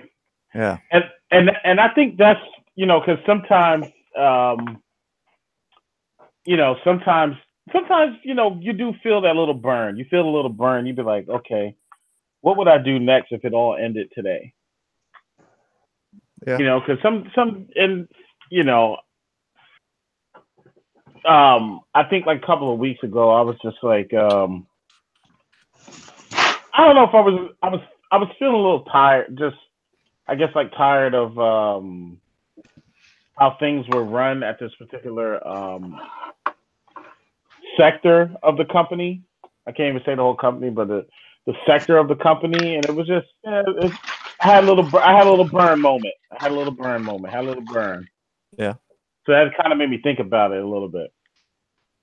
You know, I was wondering, if that's ever crossed anyone's mind. What else I do meant you to say it last have? week. What's that? What else do you have an interest in? Do you have hobbies or interests outside of technology? No, because that's the thing. Like, you have to go ahead. You have to have that outside sort of interest that you can visit to stave off the eventual burnout. Yeah, because a lot, like, I play video games. I listen to music. I hang out with my daughter. But it's just like sometimes, like, even like, or sometimes I'll get the urge to like draw or something or do something different, But it's just, sometimes you just think about it. These are things that just kind of cross your mind. Even like, oh man, why am I thinking this way? I have given thought to it, but it's not really been specific to career and security. It's more so, my goal is to have enough money that I wouldn't say early retirement. I would say it's fuck you money. As in, if I don't like a job anymore, I have enough money that I can just say the equivalent of fuck you to the boss, leave, do something else, and maybe I could take a much lower paying job, but my quality of life would be Wouldn't perfectly change. stable. Yeah. And what I really want to do personally is I just want to find something preferably remote. I mean, it doesn't even have to pay extra well. I just want to find something remote. Say, fuck it. Fly over to Southeast Asia or some shit. Leave the fucking country. And just fucking work remotely while on a rice farm or some shit. Because I'm so sick of this shit. well, just keep in mind that you've talked about OPSEC in the past, so saying where you want to flee from America and going to is not a good idea for that regard. Yeah. Southeast Asia is a big place. Yes, Yeah, because I'm just talking about it in general. This is talking about fleeing the country. I mean, I don't want to flee the country. I don't want to flee the country. I just want to go somewhere where I can fucking live on dirt cheap while living a decent life. Just keep in mind, you might take the a place with a much less strict rule of law. I'm not quite certain you've really put a lot of thought into what that really, really means. Yeah, Hey, I want to. you'll wind up in a situation like John McAfee found himself in. Yeah. I don't know what the hell McAfee's in. He's like, I'm going to run from the Belizean government. They're going to kill me if they ever find me. By the way, I'm going to be in Vegas every year. I'm going to publicize my location. Yep, pretty much. No, those charges were. Not Those even charges that. I'm just sick of the insecurity. Just don't flip out like Riser did, the guy that created the Riser file system. Oh yeah, the file system that'll kill your wife. Yeah, man. It's a file system. It's a file system for murders. My goodness. Yes. Pretty much. Or potential So murders. the hobby thing, I was going that if you have hobbies and there's something that you could turn into work, or if you don't have hobbies, try to find hobbies. They can not only stave off if you think you're going to eventually burn out, that you can make it a workable hobby. So, if I ever left security, I could go be a jiu-jitsu instructor, like that. That's a hobby of mine that I wouldn't mind doing. I've thought about doing it on the side, and it would be fun. It'd be, a couple hours a day, I want to take up a martial art so I can beat people. Sorry, go ahead. You just want to beat people? Wait, beat people or beat people off? See, here you go. What's going on tonight, man? Every time. Yeah. He is frustrated. Yeah, he is sexually. But go ahead. Actually, no, that's being resolved by this really cute girl in Florida. Hopefully, good. Oh, don't bring that up here. Don't bring that up here. That's not. Yeah. Never know who's listening in. I will tell you right now, don't have any hobbies that are like work. I mean, keep your work and your personal life as far away as you can from each other. And now I find myself less interested in what I have to do for work, or what used to be my hobby because I have to do it for work, and now I pick locks instead, or I watch TV, or I drink. Okay. At this point, for those of you who speaking of drink, for those of you who saw the 6'5" cast, yeah, I enjoyed myself that night. Yeah. So here's a piece of advice. I learned this from working for IBM. When you're done for the day, go home. Don't worry about work. Seriously, because if you are always on, it will burn you out so fast. You have to put the laptop down, stop checking your fucking email, go off, do your own thing. Work will be there tomorrow. I mean, if there's an emergency, there's an emergency. Nothing you can do about that. But for that time, fuck it. It's not your problem. Do your own thing. If you're always on, you will burn so hard, so fast, and crash. And that's a surefire way to look at anything you do as just this giant club hanging over you, ready to bash your head in. Yeah. And I'd love to do that, but here's the problem. What? When my dad comes home, my dad's a sysadmin. He just won't shut the fuck up about security stuff and sysadmin stuff. And it's like, I mean, Jesus Christ, man. Hey, I'm probably younger than your greenhouse. dad. I learned to shut the fuck about that stuff a long time ago. Hey, if you just move out of your dad's basement, that would change. Right? Hey. Israel, I'll tell you something right now. I'd fucking love to, but no one will fucking hire me. Oh, that's a good point. But on no, Charles's thing. Also, make sure you're thinking about, because I'm sure you have some long-term goals. Oh yeah. My long-term goal is get the fuck out of my parents' basement right now. That's literally the extent of my goals. That is an excellent goal. And I'd love to fucking leave this basement, but the fact of the matter is, every time I interview with a company, I get like 1 or 2 interviews in, then nope, go fuck yourself, buddy. I think he was talking to Charles. I was talking to Charles. Yeah.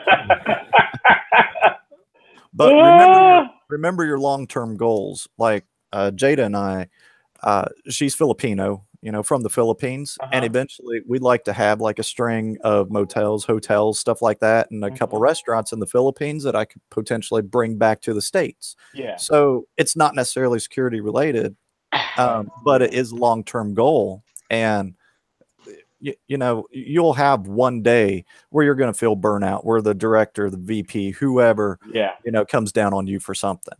And the next day, you got to pick yourself back up. Remember that long-term goal and, keep working towards it. Heck yeah, man. Cause some day, a lot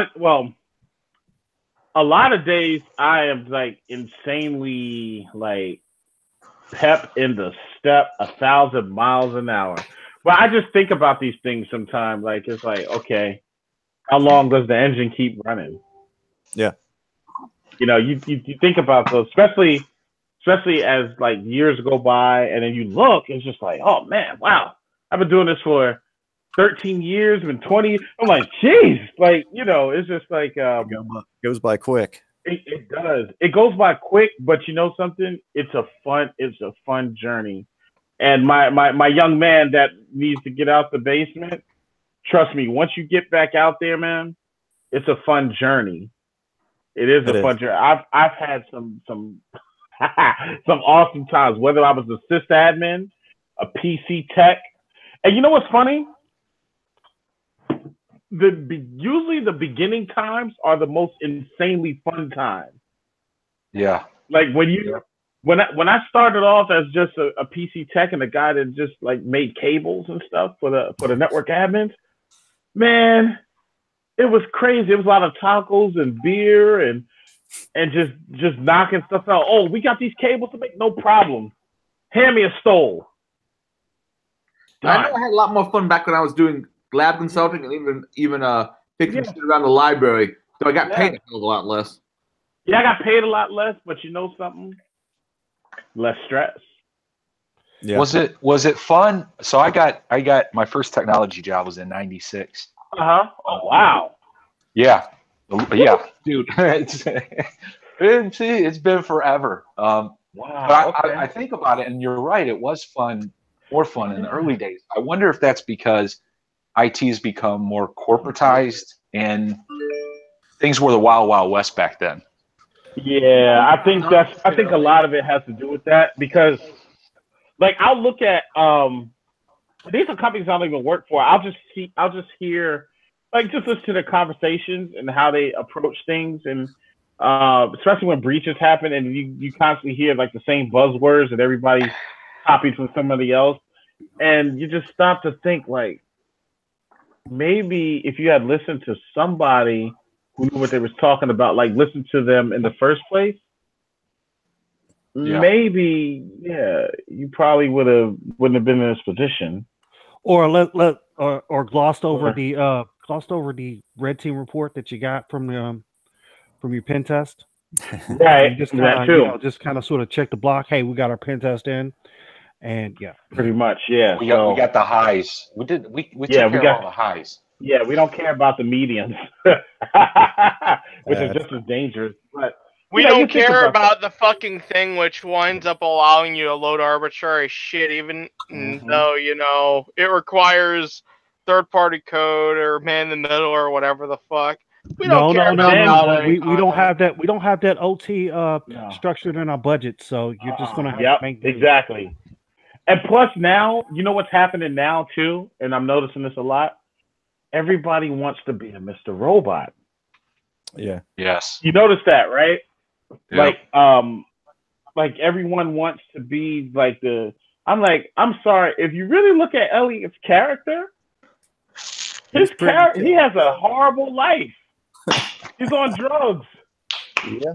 He's on drugs. Oh, yeah. Yeah, he can hack, and he's on drugs. He's at Evil Corp. But where else is he going in life? Nowhere. I can tell you right now, you do not want that life. No. It's unrealistic expectations too. It is. I just happen to have a Raspberry Pi to do what I need to do. Yeah. Sometimes life just needs the mute button. Like, no, man, you need a mute button. Kill all humans. Kill all humans. Life is not always that bad. If life is always that bad every second you wake up, then it's time to die. No, it's time to change your life. Yeah, or change. Yeah, I mean, change your life. Come on. Yeah, Come on. I'm sorry. Not die. Let me change that. Let me take that back. Not die in a physical sense, but kill that person that is stuck in that. I guess stuck in that mindset.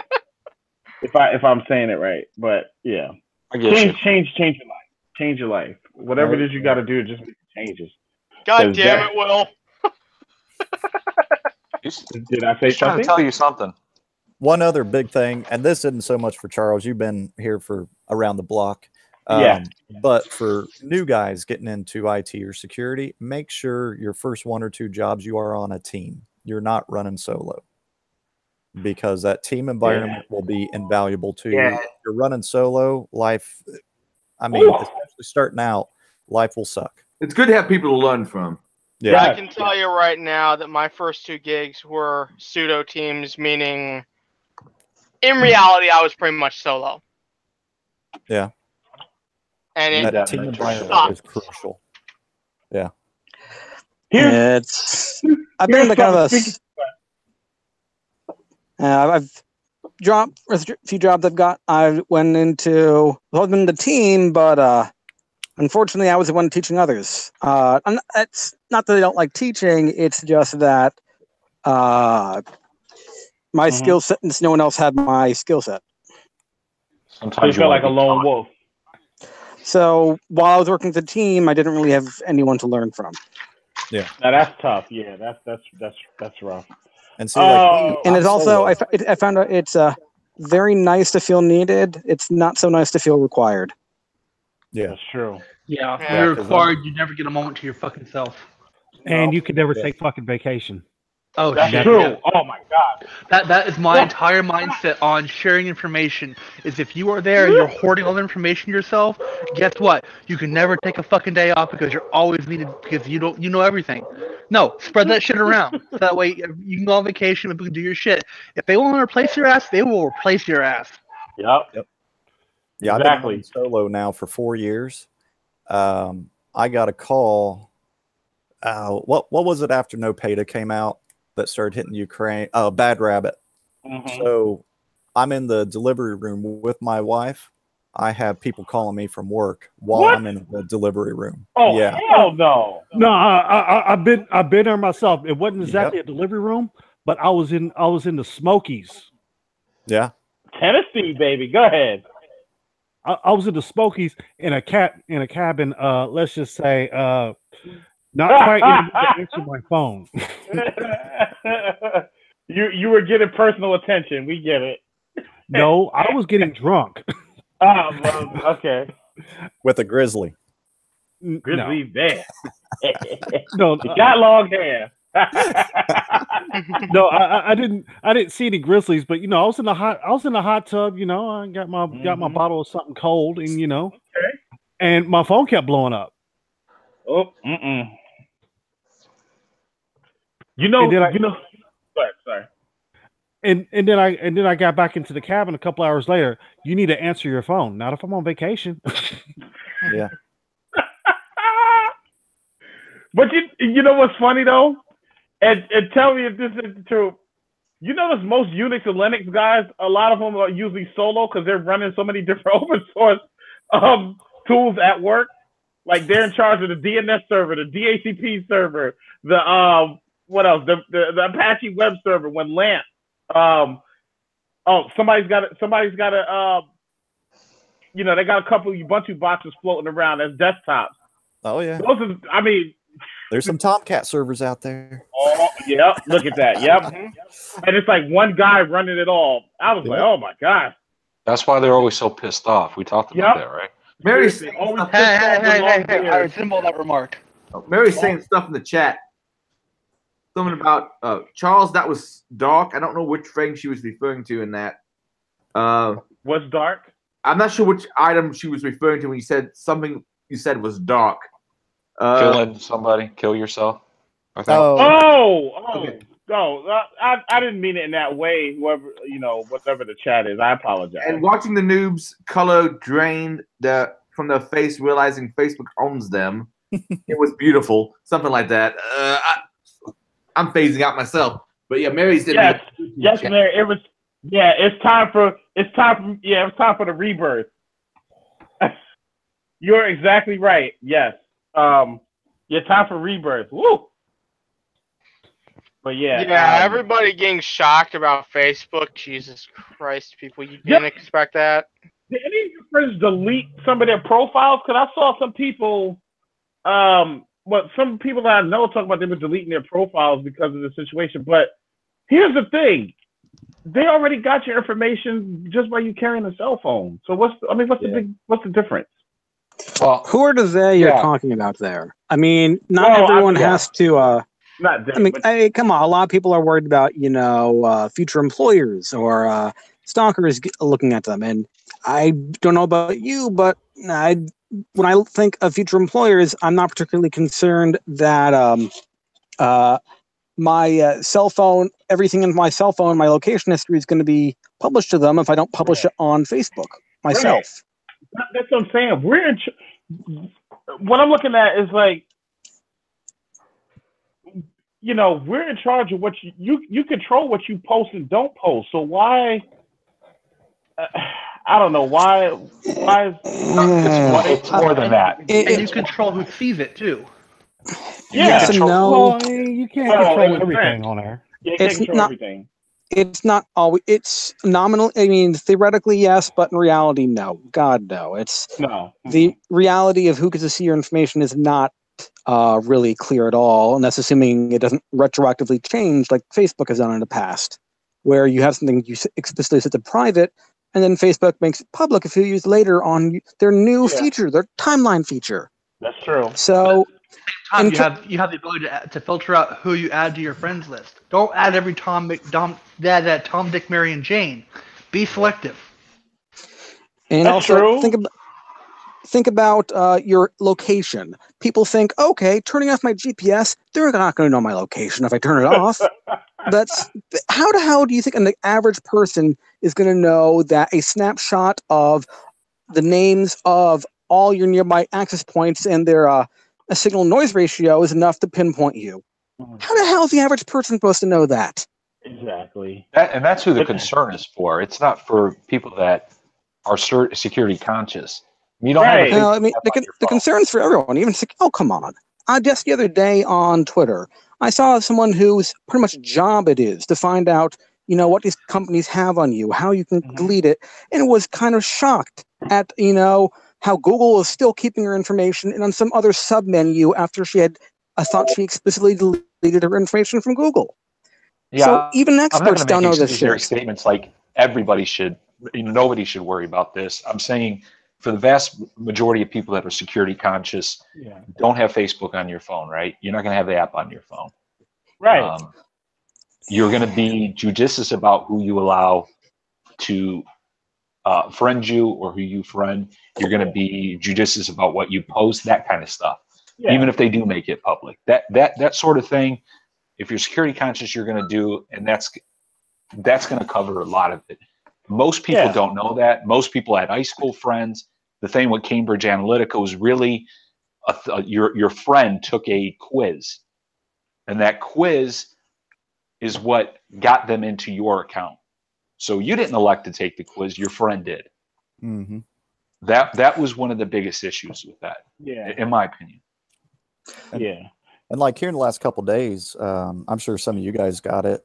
Patricia Graham, a friend request on Facebook. Yeah. She, whatever it is. Yeah. I mean, targeted everybody that I could see in InfoSec. And we had a lot of InfoSec people. Is that the one that Lady Nikon brought up? Yes. Yes, it is. Okay. Saying there is next to no one knows can make a reasonable risk assessment, privacy risk assessment for what's posted online. Well, do you know the risk of what you post present day? What the risk is going to be 10 years from now? Right. Sure, you can make a risk judgment. Well, here's some of the hidden concerns as well. They also use what's called shadow profiles. Like if you visit a page that has a Facebook like button or a retweet button, even if you don't have an account or aren't logged into your browser in that one, that still does track some information on you, and that could be used to build a kind of a generalized profile on you, in which, again, fed with other information like your browser, fingerprint, and shit like that. Congratulations, you have a better idea of who the hell you are, and give us that information, and boom, advertising knows who the fuck you are. Yep. Yeah. Like for example,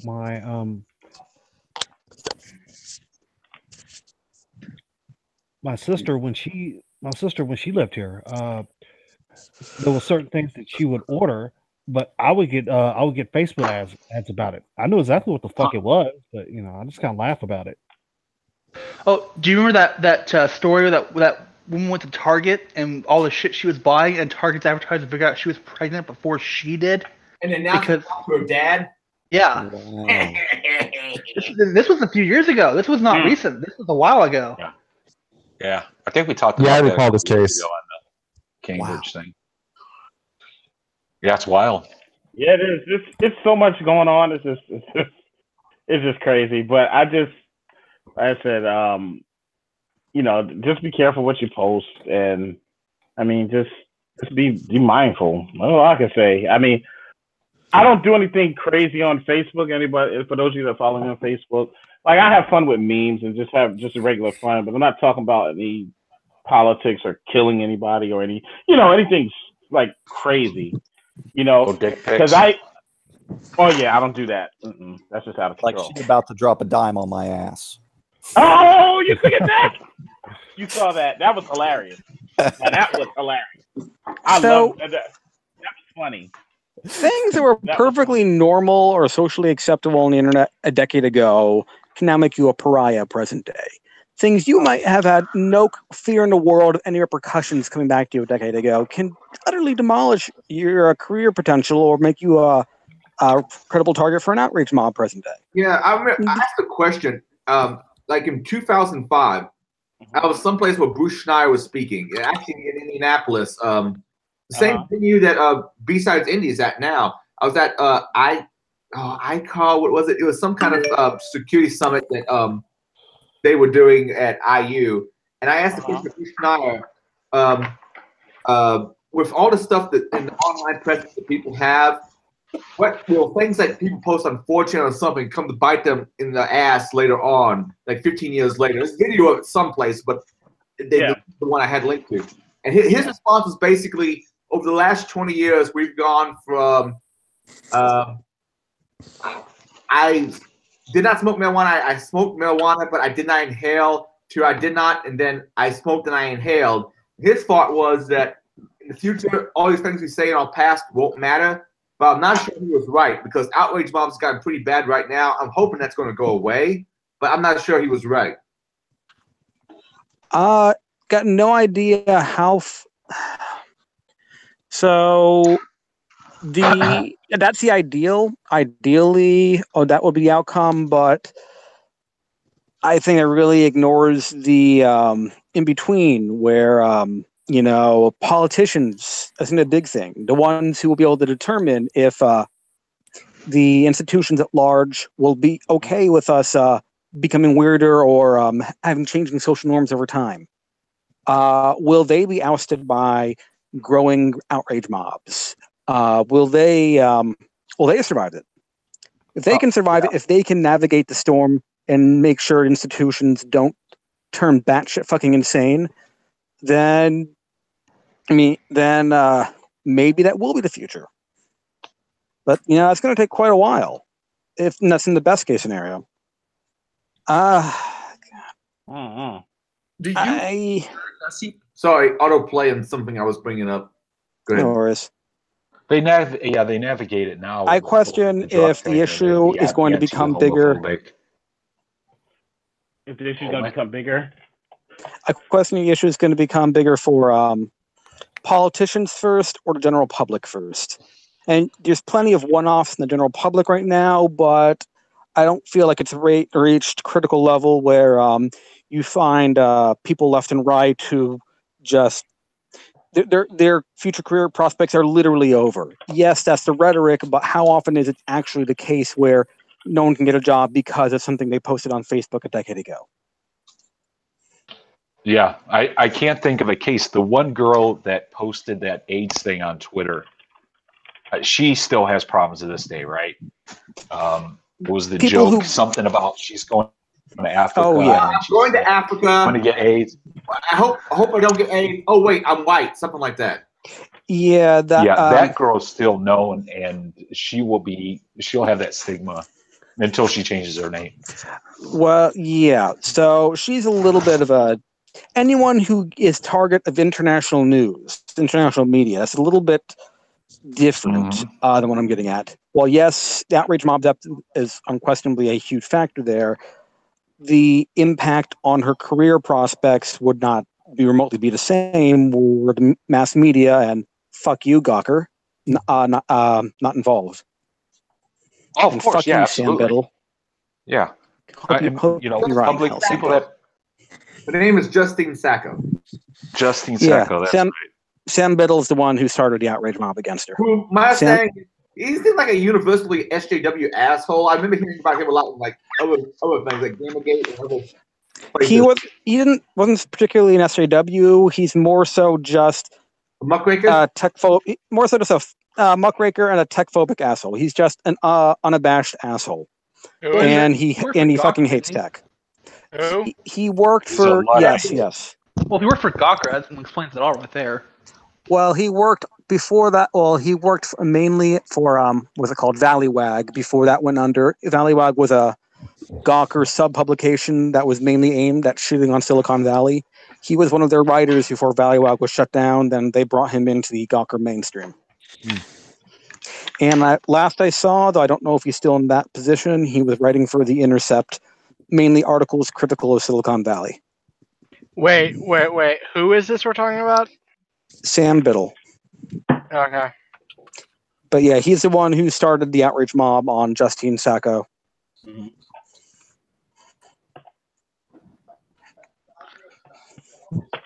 Well, you gotta have a hobby. The opposite political side to a degree, I suppose. But she, my son, still has problems getting jobs. But then again, she was kind of a bitch. I don't know too much about Justine Sacco outside of that, other than no, sorry, I mean Adrian Richards. Excuse me? Adria Richards. Oh. Donglegate lady. Got it. God. I don't. Have there been many new outrage mobs and conventions over the past year or so? Over at my convention about code of conduct, when people didn't know what the actual was going on, and this accusation was like, "You're letting abusers in." You don't know that. You don't have that. What you have is he versus she said. It's not an actual police report. Please go away. Yep. Yeah. Guys going, a woman's claiming this. Well, I obviously want attention from this woman. I'm going to agree with her. And, oh, man, some of these dudes who come out of the woodwork, they're so creepy. At that point, I would probably just respond with a canned response as here is the contact information for the insert local police station police outfit here.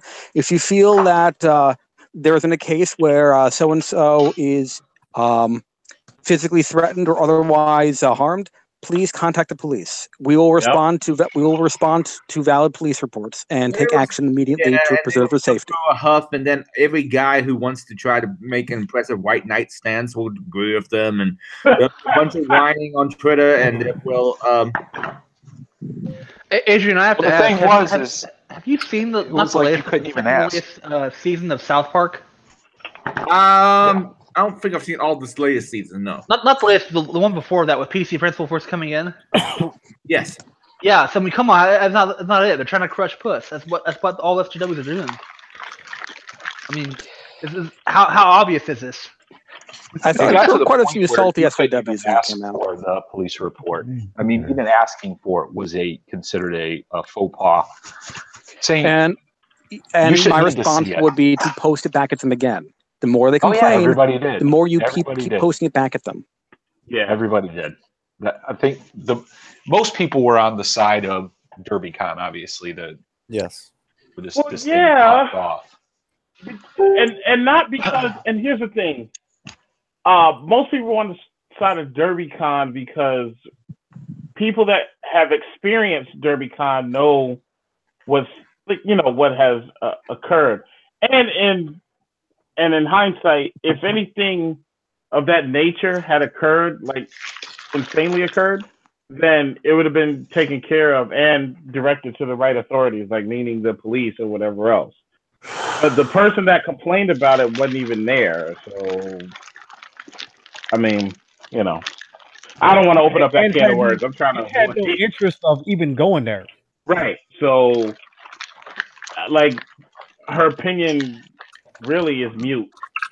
I don't see any possibility of the outreach mob being able to have enough impact on the attendance of a convention to really, a hacker convention to really. They'll claim like this hurts your image. I've heard one fucknut say that shit. It really doesn't, because we're going to sell out tickets instantaneously, and we have sponsors, because we do take care of this stuff. If there's actually a real threat, we do take care of it. But if it's in the stuff that is not proven and it's just allegations and it's just he said, she said, putting someone based on he said, she said, because people were in a bad relationship is just not the way to handle things. No. Yeah, you will not become one of their political tools. Right, exactly. That said, I do wish people would be more careful who they freaking date. And that's why I don't date inside the industry. Yeah, good call. Good call. Yeah, that's a good call. Well, I mean, yeah. Because dating inside the industry, oh, I'll give you some malware to pop. Yeah, you don't want to date any technical person. Why gotta go to the why gotta go get swabbed because you cheated at such and such con. Yeah. Yeah, I was told once upon a time. This brings up the different thing. I was told once upon a time that someone maintained a list of who hooked up with who at which con. Then the person that they told me maintained this list, she didn't know anything about the list, but she wanted a copy of it. And I'm like, okay, now I don't know if this thing exists at all. I do get the impression that some people are a little bit. Well, how do you put it this way? I found out like a couple of years ago there was more swingers involved in conferences than I would have thought. There's a lot of polyamorous folks that attend. Yeah, open relationships. Yep. Yep. Maybe so I hear. If you had to put a percentage on that, what would you say? 5-10%. 5% maybe. 5-10%. Yeah. Yeah. I mean, it's not a unknown, I guess, commodity of the millennial generation. But it's not unknown. All right, maybe I'm old and cynical, and maybe I'm one of the oldest people in the stream. I'm pretty sure. I'm 2A in Hex. Anybody older than 2A in Hex? Yes. No. Okay. No. But I just don't see open relationships as going to be something that would last very long. Maybe I'm cynical, but I don't see in so far tear things apart. Right, and considering open, Jada Pinkett. What about wrong? Well, it's rumored to be open. How about that? Okay. Yeah. You won't know it's open until you get up in there. I'm just saying. Oh man, that choice of words are terrible. Jada's hot. You won't know it's open until you around them. Never mind. I'm 2B. I'm 2B in Hex. 2B. But you're 2B. Where's 9S? Okay, I think I might be the only other person in the stream that knows the reference. It's a video game reference. Oh, okay. I don't do video games. Wait, which reference was that? Gamer on fucking Twitter. I'm like, I'm not into games. It's a near automata reference. 30. What is 40? 43 in Hex? I'm 2B. Yeah. 43. Okay. I try to stay immature. I want to stay immature. I want to stay immature. The way I see it, the best sign of maturity is not giving a fuck what other people, not basing your actions on what other people think, not what other people want you to do. Exactly. You're mature enough not to have your self-esteem based on someone else's opinion. 100%. And that again, Facebook, Twitter, Instagram, everything else right there. Again, you said it. Yes, because here's the thing. Got animated. But I got animated. I'm always animated. But the thing is just like knowing your worth and knowing your self-esteem and knowing who you are truly as a person. You could care less of what other people think or how they view you. As long as you have that here, everything else is irrelevant. I still watch He-Man. I got my robotic shoes, all my little nostalgic plush dolls that I enjoy. To somebody else, they may think that's weird, but you know what? Who cares? It's not in their household. I don't care. I have a feeling that what you were talking about, Liz. I think a lot of people post a lot of stupid shit online all the time. We do. Mm-hmm. And I'm one of them. I think that's going to create noise in the wires. It's going to be like IDS alerts. they're gonna come in too fast, too hot for anybody really to focus on one person. It really depends. It really depends how long we can go. Part of the problem is people don't have a way to, or don't know how to filter out. They don't know how to get the signal from the noise. So they just get it all in, and then the noise ratio comes too high, and boom, degraded. It'll be a focus attempt. So it's a public personality, and somebody wants to hurt Liz. So they're going to go and look at everything he's done in his past. That, then, you could try, yeah. I don't think people are just going to be searching. It'll be weird for them to search for shit from 10 years ago, unless you're a politician or a public figure. Yeah. So Liz clears stuff out from time to time. What? Oh, sorry. I noticed you've cleared out some stuff from time to time.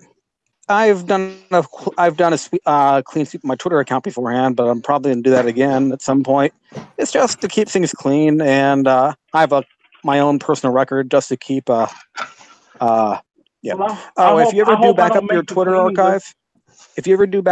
archive, the backup, all the links for the images, link back to actual Twitter. You should, if you want them to have a complete offline backup, you'll have to separately write a script to download all those, and then revise the code in the backup to point locally. Wow. I'd also recommend downloading the threads that each of the tweets come in for the extra context before you delete all of your tweets. Yeah, because you know what? It's nice to have a good content. It's nice to have a good record for yourself. Yeah. You know what's funny? Just like speaking of archive, like I still, and I don't know why I do this, I still access my old emails through Alpine. I still use Alpine. Huh? For real? Yeah, I do. I still use Alpine to connect to my mail.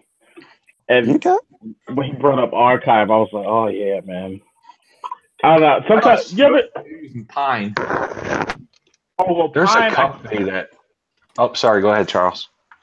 No. I was just saying. I couldn't find Pine in the packages, but I didn't feel the need to compile it when they had Alpine in the FreeBSD packages. So I was just like, okay. I mean, little extra features. I get it. You're comfortable with it. Yeah. What was it? I saw somebody at work using Eudora the other day. Wow. Okay. Yeah. Holy shit. Just in the context of noise being created just because everyone posts so much stupid shit online. Yeah. That really is mostly a factor of how long we are going to be in a situation where an enormous part of the nation does not really participate in the social aspects of the internet. It's just because all this noise happens doesn't mean that your information couldn't be used to hurt you when shown to people who do not spend all the time on the internet, who think these everyday routine things is a sign of a horrible deviant who will tank your business if they're associated with it. This is why we must crush the newbies. This is why we, yeah. Well, the normies. What would be a use case for that? Like, I'm trying to figure out. Yeah, I get the future. Okay, here's a use case. Yeah. Well, let me try to think about it. I can think of a business use case, but in terms of business use case, if we're going to individual, YouTube. What happened with the adpocalypse, where an advertisement was shown on this terrorist video that had a total of 500 views. Yeah. And it started this massive panic where advertisers were fearing, oh my God, people are going to think we're associating with terrorists. We need to support them. We must now boycott YouTube until they fix this problem. Where people who routinely use YouTube know 500 views, that's probably bots. Mm-hmm.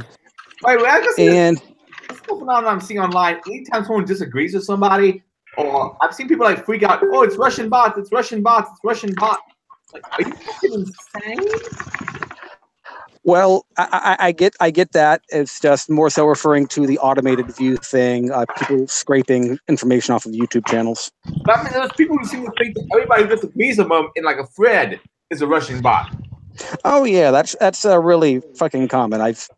It's kind of obnoxious. I would consider speaking more of like being easy opt. It's a Russian bot. Discard it. Speaking of funny shit from Russian bot stuff, have you heard of David Juberg? Yeah, I think so. Who is that? So David Juberg, apparently, for the longest time, well, I don't know, for at least over a year, was a leading voice in international relations in regards to Russia and Ukraine. He was supposedly a employee at the Pentagon, and he was quoted fairly often in these circles.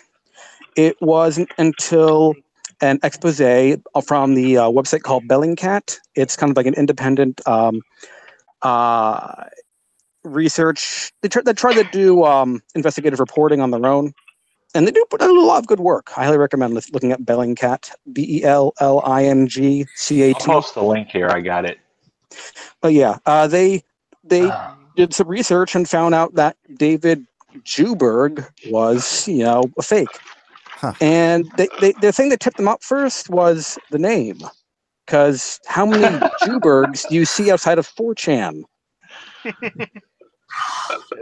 Yeah, true. That would have tipped it off. So I'm just curious, how was the surname spelled here? JEWBURG. Oh wow. Okay. Yeah. If you look in the chat, there's a link there to this. This would have been an awesome topic to talk about. I completely forgot about this story. But yeah, he also promoted things like, look at some other information I posted. Go to jubergslist.com. And stuff like that.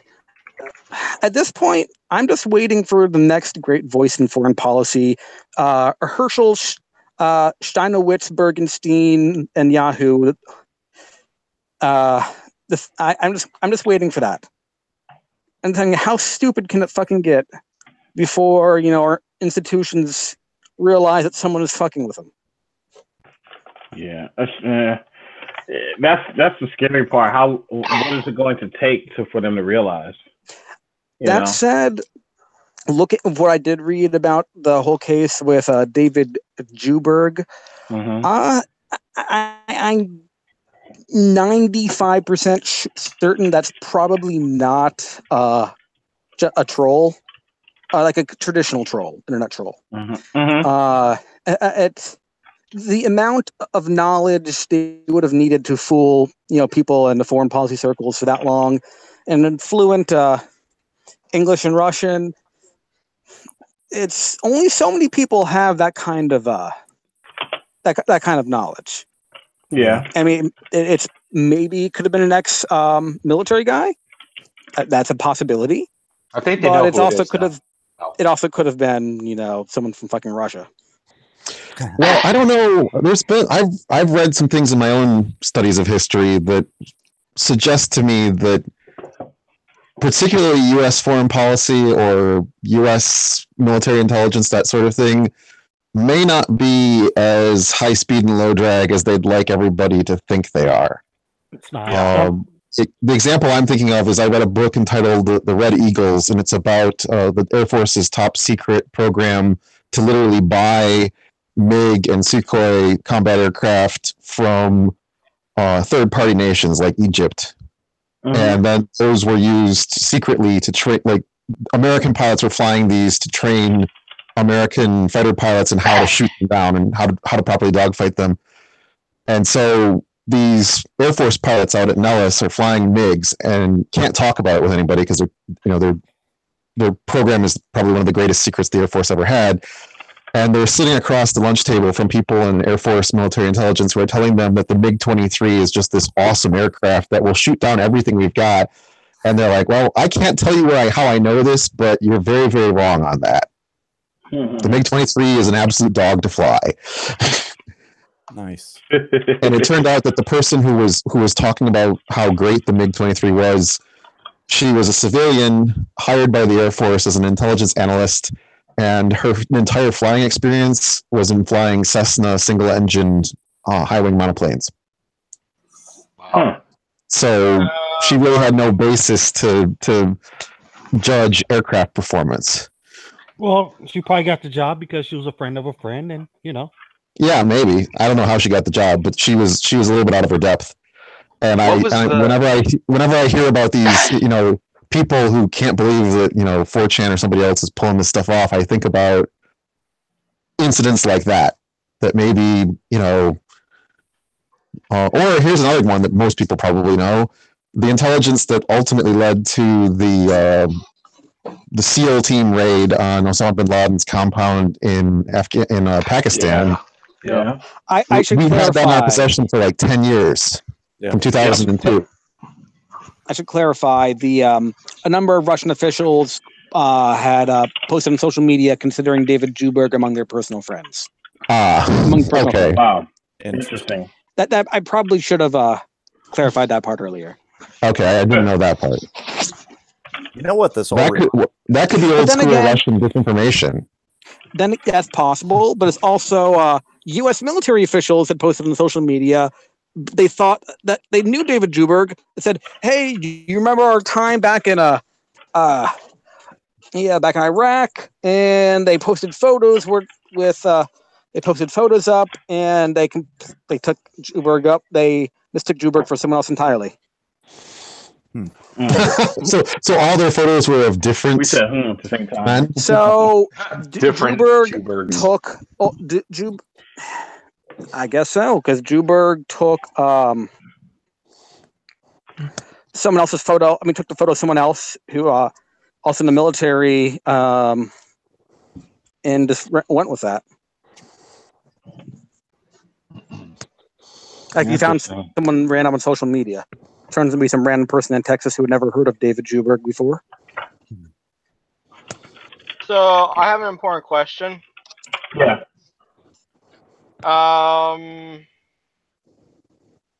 Should I create a persona called something like Dave or Vladimir Vostok or something, just to fuck with people even more?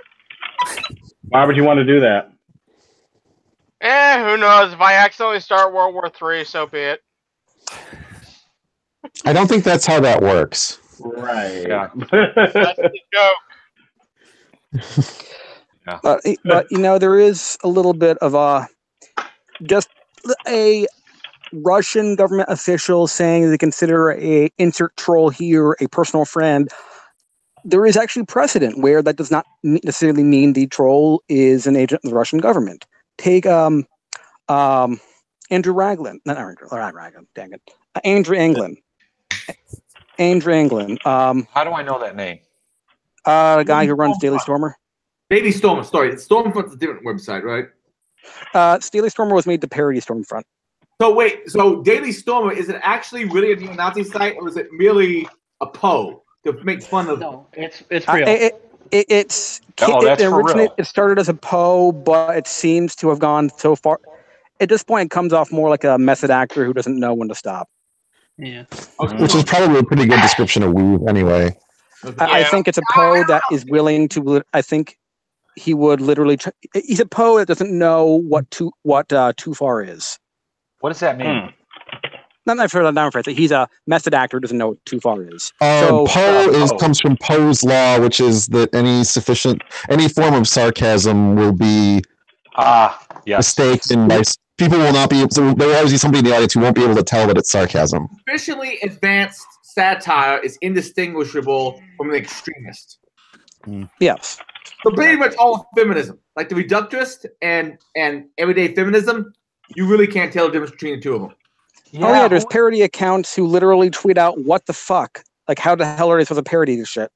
Like when Salon posted an article in support of pedophilia, and the Salon.com, the parody account for Salon, posted out tweeting, "What the fuck?" Yeah.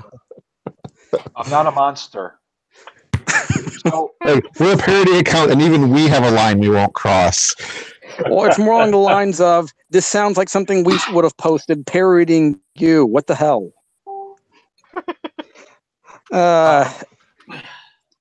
Yeah. Microphone sensitivity check. No, we can't hear you. So is the thought that Andrew Anglin? Oh yes, I brought him up, Andrew Anglin. So, well, there's been some bit of exposés on him, and people who've done a lot of research into his life. His history is he used to be a hardcore hippie. He has a long history of latching on to political causes and then just becoming suddenly super passionate in it. He has been a hippie in the past. He went for like 8 months to go live with the Native Americans. Then he suddenly, what seemingly on a whim, started promoting white nationalism. He doesn't seem like the kind of... What? He dates Asian girls too, or something. I remember him dating. He was getting. Oh God, I hate venturing into that world. He's not all white, I guess, and he likes to date Asian women, but he talks about we shouldn't mix. People shouldn't mix races. Really? That's this dude. Huh. Yeah, there is that theme it repeats very often in those kind of circles, and that's why I think it's really difficult to say he's really a white national, obvious, flagrant hypocrisy or contradiction there. But at the same time, they're wedded so deeply with the act. I don't really. There is I would think there is a distinction between them and genuine white nationalists, but. It does get smaller as time goes on, and I don't think he's going to go out and actually commit violence like a skinhead. He is promoting. He is. Actual skinheads are following him, and they're getting rather nutty. Yeah. Huh. The other. So, anyways, I mentioned him in this context. Yeah. Right. Him in that years before this whole alt-right thing blew up.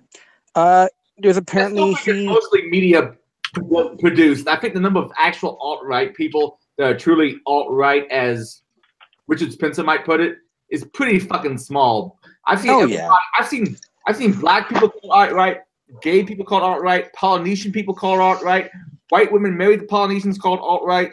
The alt-right seems to be such an inclusive fucking group according to the media.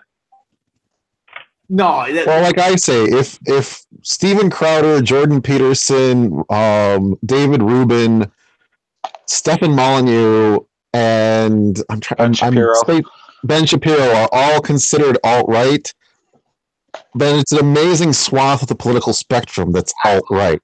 Oh, and it's Joe Rogan too. His name. I blocked him around the whole. What was the big event down in Carolina? Crap. Now we're in the Charleston. Milo Yiannopoulos. Milo Yiannopoulos as well. Yes. But that was not Charlottesville for Milo. Charlottesville, yes. There was one dumb fuck told me, this one guy got shot by the alt-right at a protest in Portland. First of all, the guy who got shot was a male feminist who was a part of a communist party. And according to Milo Yiannopoulos, at least, was like hitting people with brass knuckles.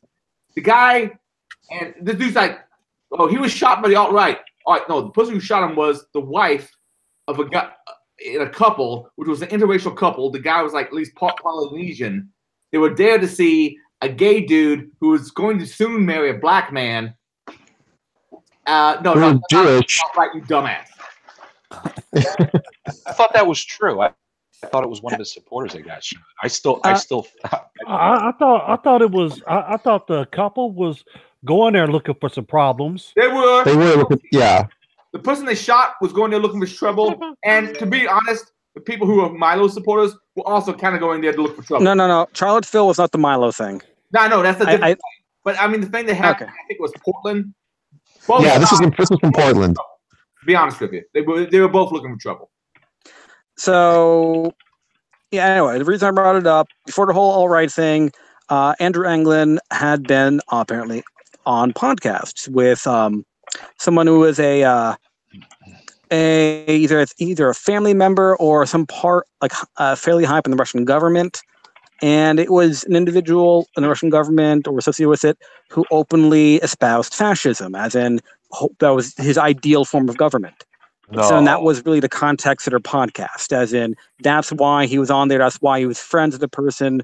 It just happened to be someone of Russian government who espoused craziness that Andrew Anglin was also promoting.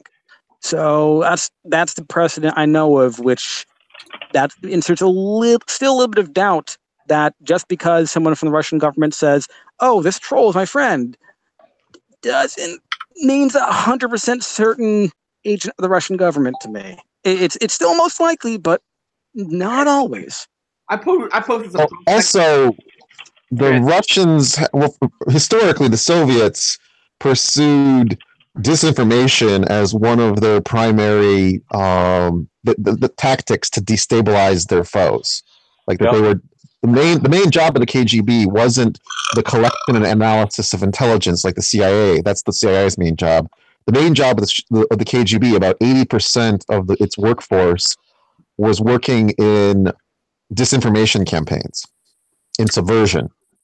And I was just reading today that the modern Russian government, Putin's government, is adopting this strategy of warfare that they call nonlinear warfare, and they're also using it in,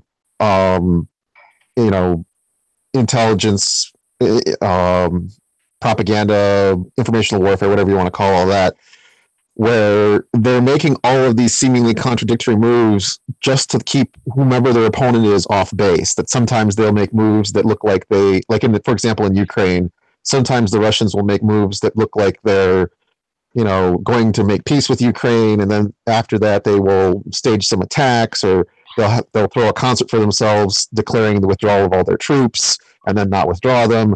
And it's all this, all these tactics to basically keep their opponent completely confused and off balance, basically.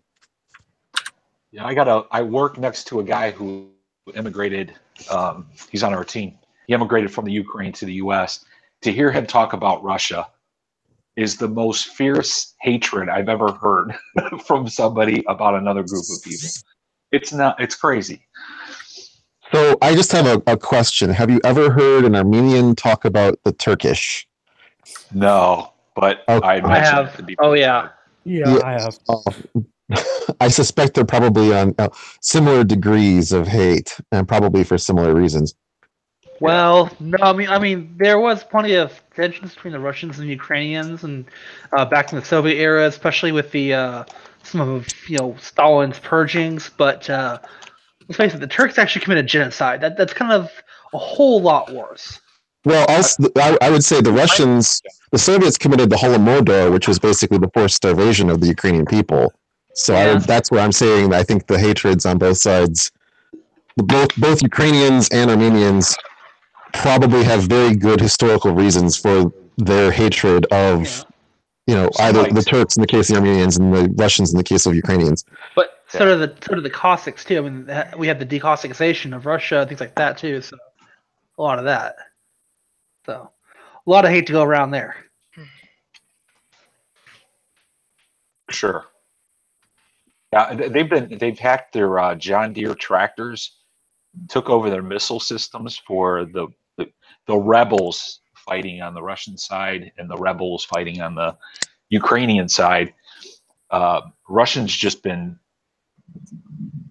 they took over their missile system. They've been hitting their electrical grids, all kinds of crazy shit. Mm-hmm.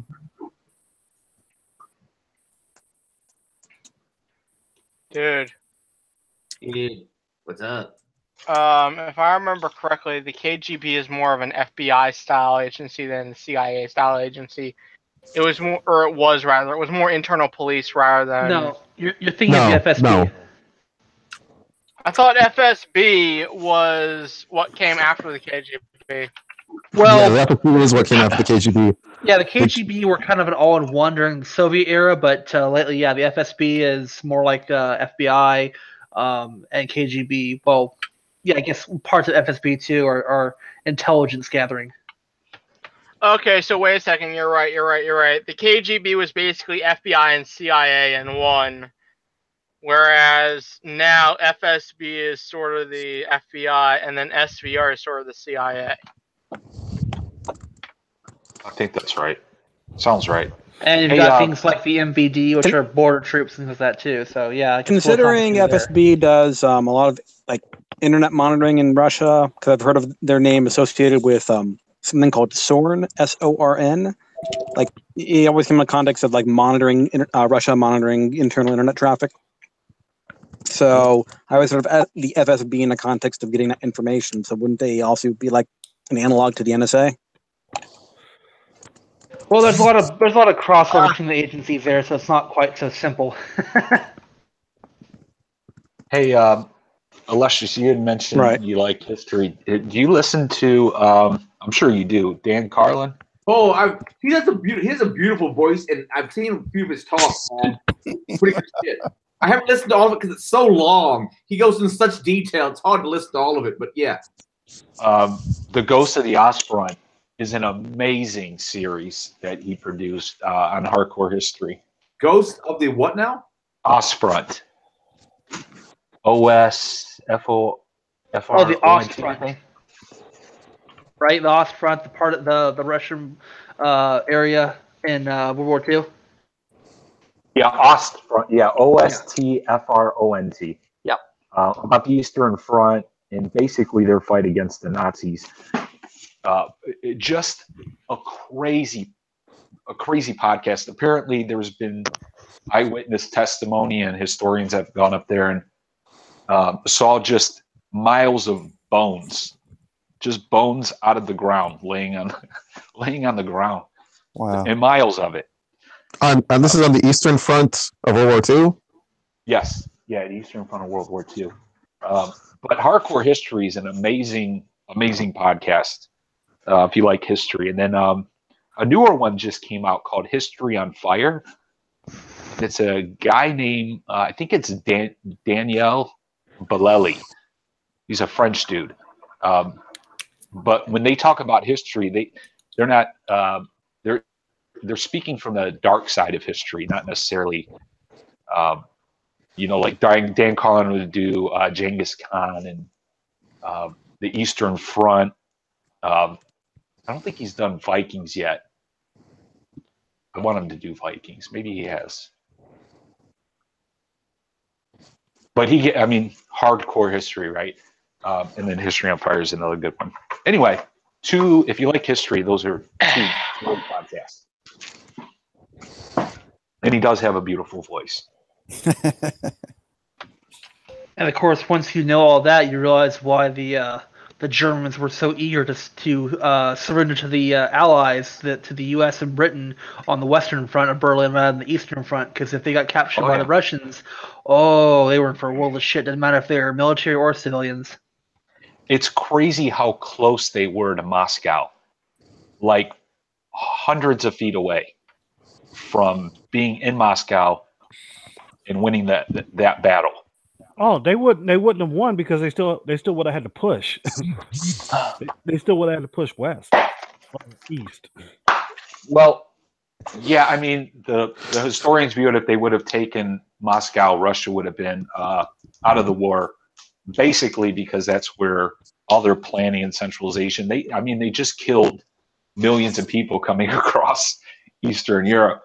But the Soviet Union had something set up where they had is the Mongolians still a people? Yeah, they are. Yeah. Okay. They still have a name too. So they had these I think they were Mongolian soldiers that were dressed in all white, and they were like special force guys. Yeah. And as they were coming in, these people kind of flanked them. Special forces guys wearing all winter white, like blizzard Arctic outfits, and you've got the Germans there with basically boots, no coats. Definitely not prepared for the Russian winter. No. Definitely not prepared. Nobody is. All right. Napoleon wasn't. Hitler wasn't. That's their strategy to wear people the fuck out. You got to march across that motherfucker. Nowadays, you might drive across, but they call them. I think they call their winter something like the Great General or something. General Winter, yeah. General Winter, something to that effect. Well, Germany wasn't too far away from potential nuclear capability because to find out they have. I have to disagree on that. After the war, the intelligence operation that the U.S. undertook to figure out the German nuclear capability, it turned out we spent more on our counterintelligence operation than the Germans spent during the war. And they also, even though Werner Heisenberg, the great physicist, was in charge of their nuclear program, they were stymied by the same thing everyone else was, which was that they were trying to make a uranium bomb out of natural uranium, uranium-238. And the one scientist who figured out that you really needed to start with uranium-235 was Liza Meitner, and she and her cousin Otto Frisch, who was also a physicist, escaped from Germany via Sweden and the Netherlands to take that knowledge to the U.S. Yeah, we sent somebody over there as a spy to basically go to one of his Heisenberg's symposiums or something, and if they thought he knew too much, they would go and kill him. I can't speak one way or the other to that. It wouldn't surprise me, especially if it was the Brits doing that, because that sounds like a British op. I would say one of our allied forces was like, all right, go up, show up in this Jewish shit. Heisenberg wasn't Jewish. Yeah, I'm sorry, I'm fucking this up. Show up in this German symposium and where he was going to speak and see and ask him a couple questions and see if he knows enough he can develop the bomb before we can, and if so, kill him. But I'm trying to remember the details. Shit. Let me look this up because I'm slowing things. And the other one was the German program was dealt a severe setback at the Norsk hydro plant in Norway, which was their sole source of heavy water, where the Allies trained about, I think it was 10 or 14 Norwegians who knew how to cross-country ski. We trained them as airborne commandos and then supplied them with weapons and explosives. And in a very daring raid, they blew up the facility without killing anyone. Like they blew away all the equipment, and they managed to not. I don't know if somebody was tipped off there or what, but that set that, and then the part where they did kill people was at that point Germany tried to withdraw all the heavy water that was still in the warehouse, and a second raid sunk the ferry that crossed the lake to the railhead. So there's probably still barrels of heavy water sitting on the bottom of that lake. Yeah, there were. I saw a documentary on it where they went down because from some of the things that I saw and read, I didn't get the impression that the U.S. thought that they actually had heavy water yet. And so, whenever they took out the facility. So they went here 10 years ago or so, dove into the lake, and some of the barrels were still fully sealed, and were able to fully verify that, yeah, they did in fact have heavy water. Yeah, the whole nuclear thing I just posted in the chat. Oppenheimer, when he was talking about the first atom bomb, and when it, I guess when the Trinity test happened, he was part of the whole Manhattan Project, father of the atomic bomb guy. He quoted the Bhagavad Gita and said, "Now we become death, the destroyer of worlds." It's an amazing YouTube video. It's like 54 seconds. Nice. There's another YouTube video I would suggest on the topic as well called Los Alamos from Below by Feynman. Yeah, Feynman is the man. He's one of my heroes. Feynman is? Yeah. Yeah. He's a fine man. I dig Oppenheimer. Oppenheimer only because he was somebody that, not a hero, but he saw the need for and appreciated the, I guess, what he had brought into the world. Meaning, once he tested, he was like, "Oh no, I think this is too much." And the tragic irony of Oppenheimer's life and work was at the exact moment he had that reaction or that emotional feeling was the precise moment that weapon or that device transformed from a science project into a weapon in the U.S. military's arsenal. Like once it was verified as working, now we're going to just industrialize this process and we're going to start cranking these things out, and it's going to be, the Department of War or Defense or whatever they called it back then. And, it's going to be, there's going to be like, Mark 1 Mod 8 Fat Man or whatever. Mm-hmm. So that, and other of the physicists and scientists who worked at Los Alamos had similar reactions. You know, that they had, on the one hand, they were working all of the math and the science theory, and you know, you could calculate how many kilotons the device was going to produce if it was compared to TNT, but they had no basis for what that would look like on a human scale until Trinity. Oppenheimer was a communist too. Yeah, which is why his career was destroyed by Teller during the House Un-American Activities Commission in the 50s. Yeah, that's pretty crazy. I mean, think about what that would look like today. Actually, I'm not sure if Oppenheimer was a communist, or he was having an illicit affair with a woman who was a communist. It could have been the FBI. It was something, but but basically he had, essentially what it was whatever it was, his security clearance, as soon as that was known, was toast. I think I found a story on some WordPress site, which granted is not exactly authoritative, but basically it goes like this on Heisenberg. Oddly, an OSS, Officer of Strategic Services, which was the precursor to the CIA, changed its mind and sent a former Red Sox catcher, Mo Berg, to find out what Heisenberg was up to. They gave Berg a rudimentary education on nuclear physics and list keywords and phrases to pay attention to, and sent him on his way. At a symposium was arranged in Zurich, Switzerland, and Heisenberg was invited to attend as a guest speaker. If any of those key words or phrases that Berg learned was said at the speech indicated that Heisenberg was working on an atomic bomb, Berg's order was to kill Heisenberg right then and there. Luckily for both the scientist and spy, Heisenberg's speech was not about atomic weapons. There you go.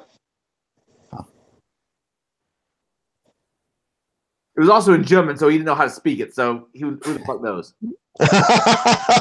So they taught him some words and phrases about nuclear physics in English. But didn't teach him German. Yes. Oh wow, that's the U.S. government for you. Nice. Yeah, that's about fail. Man, we got a lot of people on this cast. This is good shit. That's right. I love it. Meow. Yeah. Yeah. What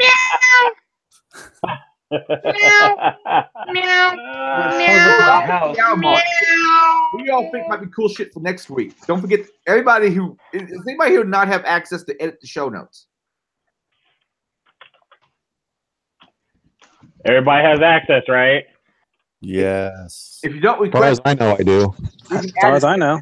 Then again, usually our show notes come in the week before. It's like what crazy shit has happened this week, and then we just throw out whatever the hell sounds interesting at the time.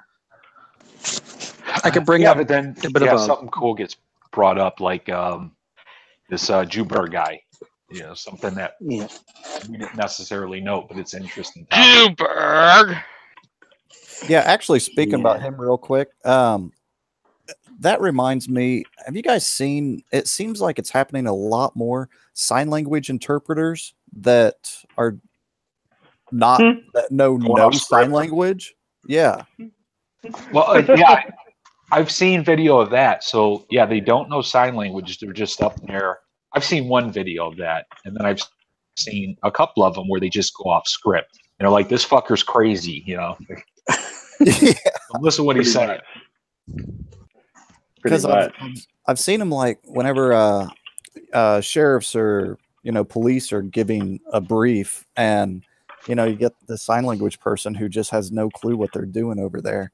And I'm just thinking, you guys talking about the Russian guy, that just reminded me of that so much.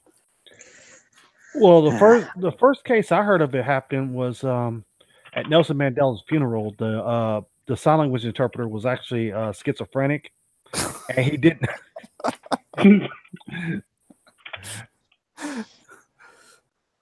Stop. No, Man, really, that happened.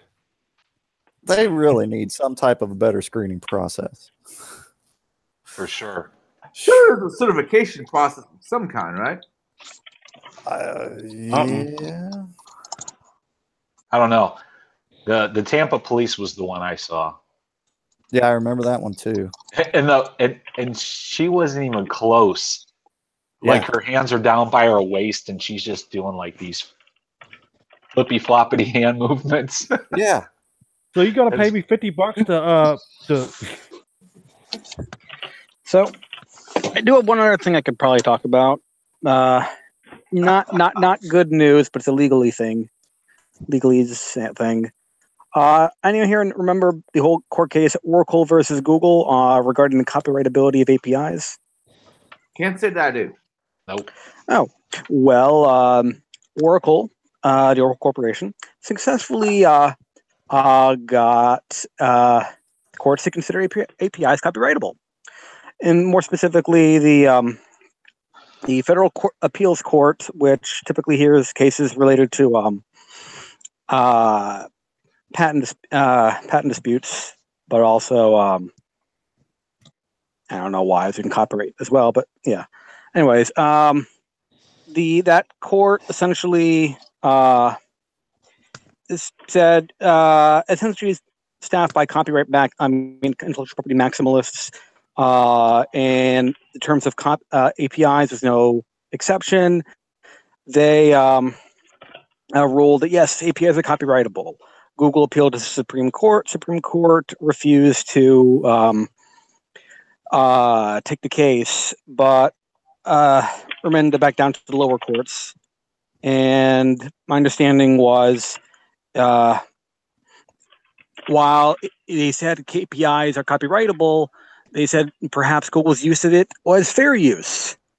So that was, and fast forward to present day. Well, actually, fast forward to 4 years ago. 4 years ago, federal court said only a jury could decide if this is fair use.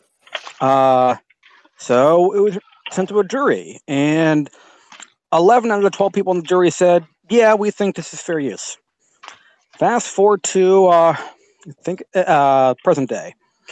The same court which said only a jury can decide this said, nope, no, we're still saying it's not fair use. We're still saying Google's guilty. We're ignoring the jury. Fuck the jury. No reasonable person can consider this fair use. Wow. And so it's rather unusual, to say the least, for a court to ignore, a jury when they said the jury is the one that needs to make the decision here.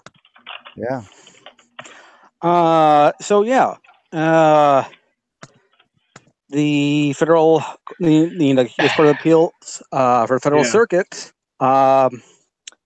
said that Google has lost the case, that they infringed on Oracle's copyright by using the Java API within Android. And the damages have yet to be determined. That is my understanding of how this has gone on. Now, the jurisdiction of the U.S. Court of Appeals for the Federal Circuit is rather odd. So my understanding, and the lawyers out there that might probably be able to correct me, but my understanding is, since I typically just hear patent cases, if there is an existing case against a software company that doesn't have anything to do with patents, but involves maybe a dispute over the use of the API, the company could then lump in a patent claim as well, and suddenly the case goes up to the Court of Appeals for the Federal Circuit. Right. And where this shitty ruling would suddenly become valid. And anyone who was around in the older days knows that the very concept of APIs being copyrightable is a very definition of obnoxious. It's just, it is. Yeah. It's one of the biggest fuck yous the court system could have ever done to much of the software industry. I don't know. I would check that judge's bank account. Sorry, I would check to see if any real estate transactions on his behest were made, because this definitely sounds like a payoff to me. Well, I mean that court has been responsible for an enormous degree of expansion of patent law. But it's in recent years, thankfully, Supreme Court has been accepting more and more appeals of this circuit court's rulings. Unfortunately, didn't accept this appeal thanks to the Obama administration's lobbying. The Obama administration lobbied the Supreme Court, begged them not to take up the case, and so the Supreme Court didn't. But they reportedly, they otherwise were going to pick it up. Wow. And it's probably not. I don't know what the current Supreme Court would do, but I can guarantee you, based on everything, this public knowledge out there, the current administration, Trump administration, absolutely would lobby the Supreme Court against taking up any appeal for this ruling. If nothing else, because Oracle CEO is friends with a few people up in the administration. Which I'm not trying to shit on Trump there. I mean, it's clearly Obama administration did the same goddamn thing. Excuse my language. So I'm just, this whole thing just kind of pisses me off. Yeah. So the only thing that really can hope for clarity there is if in the next great copyright law rewrite, which my understanding is slated for 2020, but anything could change. If they somehow make some sane clarifications in copyright law that no APIs are not copyrightable, then it's probably just going to get messier over time. Yeah. So, anything can happen with regards to the next great Copyright Act rewrite. From what I'm hearing, it's actually plausible that copyright may not get another extension, which would mean that Mickey Mouse might finally fall into the public domain. I don't imagine they're gonna let that happen. Anytime in the past, I would have agreed with you, but there's the lobbying group that used to be one of the chief lobbyists for the expansion of it in the past is now come out publicly and stated maybe the lifetime of copyright is enough as it is. It should be all right to let it lapse. Now, the big question, if Mickey Mouse is in the public domain, can I still do a write-in for him whenever I vote? Why not? Yeah. Why? What? Are you trying to draw a picture of him in the box that says third-party candidate? Of course. Okay, so yes, as long as you draw the original version of Mickey Mouse. Okay, good. Good. The Steamboat Willie, I believe it is. From that episode. Write out one of the APIs. But then again, wouldn't Mickey Mouse be considered IP anyway? It is. I think it's a mascot now. It's an entire fucking franchise. Well, I don't know. They've not really been relying on Mickey Mouse's image in recent years. There's something weird about the image. Like, it's not trademarked, I don't think, but it may be IP. It's copyright. It's copyright. God, I was reading something about this not too long ago. But we could use them in this video. But yeah, so given that what was once seen as an impossibility now actually looks plausible for the next great Copyright Act rewrite, hope springs eternal, at least for me, that maybe sanity will be injected in regards to the copyrightability of APIs. Hope springs eternal, but a good pessimist knows that well dries up. Well, if you look, my understanding of the phrase "hope springs eternal" is that it's a kind way of saying I'm a pessimist. It's a way of saying anything can happen. Yeah, we agree. But I'm not just saying that out of cynicism, because I'm more cynical about Supreme Court overturning mass surveillance. I'm actually thinking this may be plausible rather than the fixing copyright and APIs may use it plausible.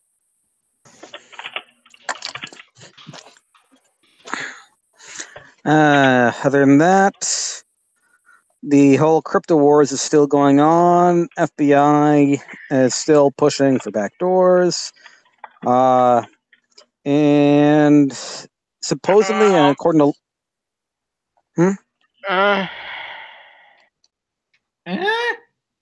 Pushing for back doors. Come on, guys. That's an easy one. That's what I was going for, but I couldn't. I wasn't going to say it because I was like, wait, I'll wait for him to finish.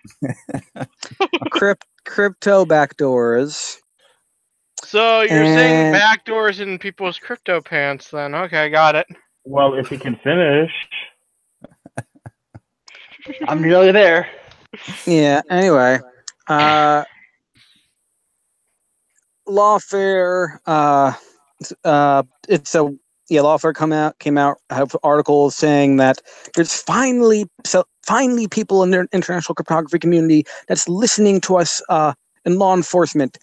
Maybe getting some sanity in the debate that says that's trying to get some balance in the argument between backdoor and no backdoor. We need to have some backdoor, or else there's no balance at all. It's, from my understanding, some people who traditionally have been strongly against backdoors in cryptography, against implementing key escrow mechanisms or other mechanisms for lawful access, supposedly have been agreed to conduct research on the feasibility of doing just that. I don't know if I don't know where this research would head. I mean, other than of course, I fully expect that yes, it's going to say this will make it much more vulnerable to hackers.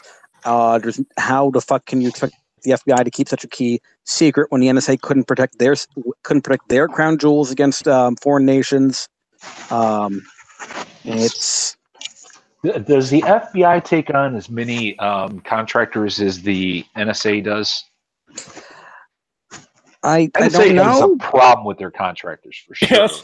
Yes, but was it a contractor that was responsible for that, leaving all their tools on one of their relay boxes? That what was the Russian hacker's name that got it all and dumped it? Shadow brokers. What was it? Contractor's fault for the shadow brokers' windfall? I don't know. Not sure. Yeah, I don't know either. But it's something that. Well, I mean, Snowden was a contractor. This guy that oh god, I forget his name. He was the one that had Kaspersky installed. That guy. Yes, and then there was one other one. So that's more so talking about less than adequate. What's the right word? Less than adequate respect for their promise to the nation. I'm speaking more along the lines of a possible mistake having been made with catastrophic consequences. Leaving tools on a relay box. It's just conjecture from my part, but I don't think it's impossible for even a uniformed military officer to have made a mistake to have resulted in that. Yeah. If you'll hang around to after the stream, I can give some details on what happens, but I am not saying shit publicly. You know what? We're at the 3 hour 23-second mark, 23-minute mark. So I think we're about to cut this short. But I'll leave the stream going for a little bit, and we're gonna do a little bit of after chat. But is that everybody cool with that? Yep. Sure. Yeah. All right, folks. I'll see y'all next week, and don't forget, folks, add to the show notes, and we'll have things to talk about. But I think slowly but surely, this cast is getting—I don't know if I say more professional, but more organized and has actual content to it, as opposed to Google shit posting. So I appreciate everybody We joining. need to do more shit posting. Could use a little bit more infosec, but yes, it is wrapping getting up. more content oriented. He's wrapping up. Did more infosec? Light beef, what you say? We could use a bit more technical stuff, but yes, we have been doing more. But we'll talk about it a little bit off stream. But yeah, throw it in there in the show notes, and whatever it is, we'll discuss it. Anyway, everybody, anything, talk to you later, and the stream will continue as far as out for a little bit longer. Talk to y'all later. Bye.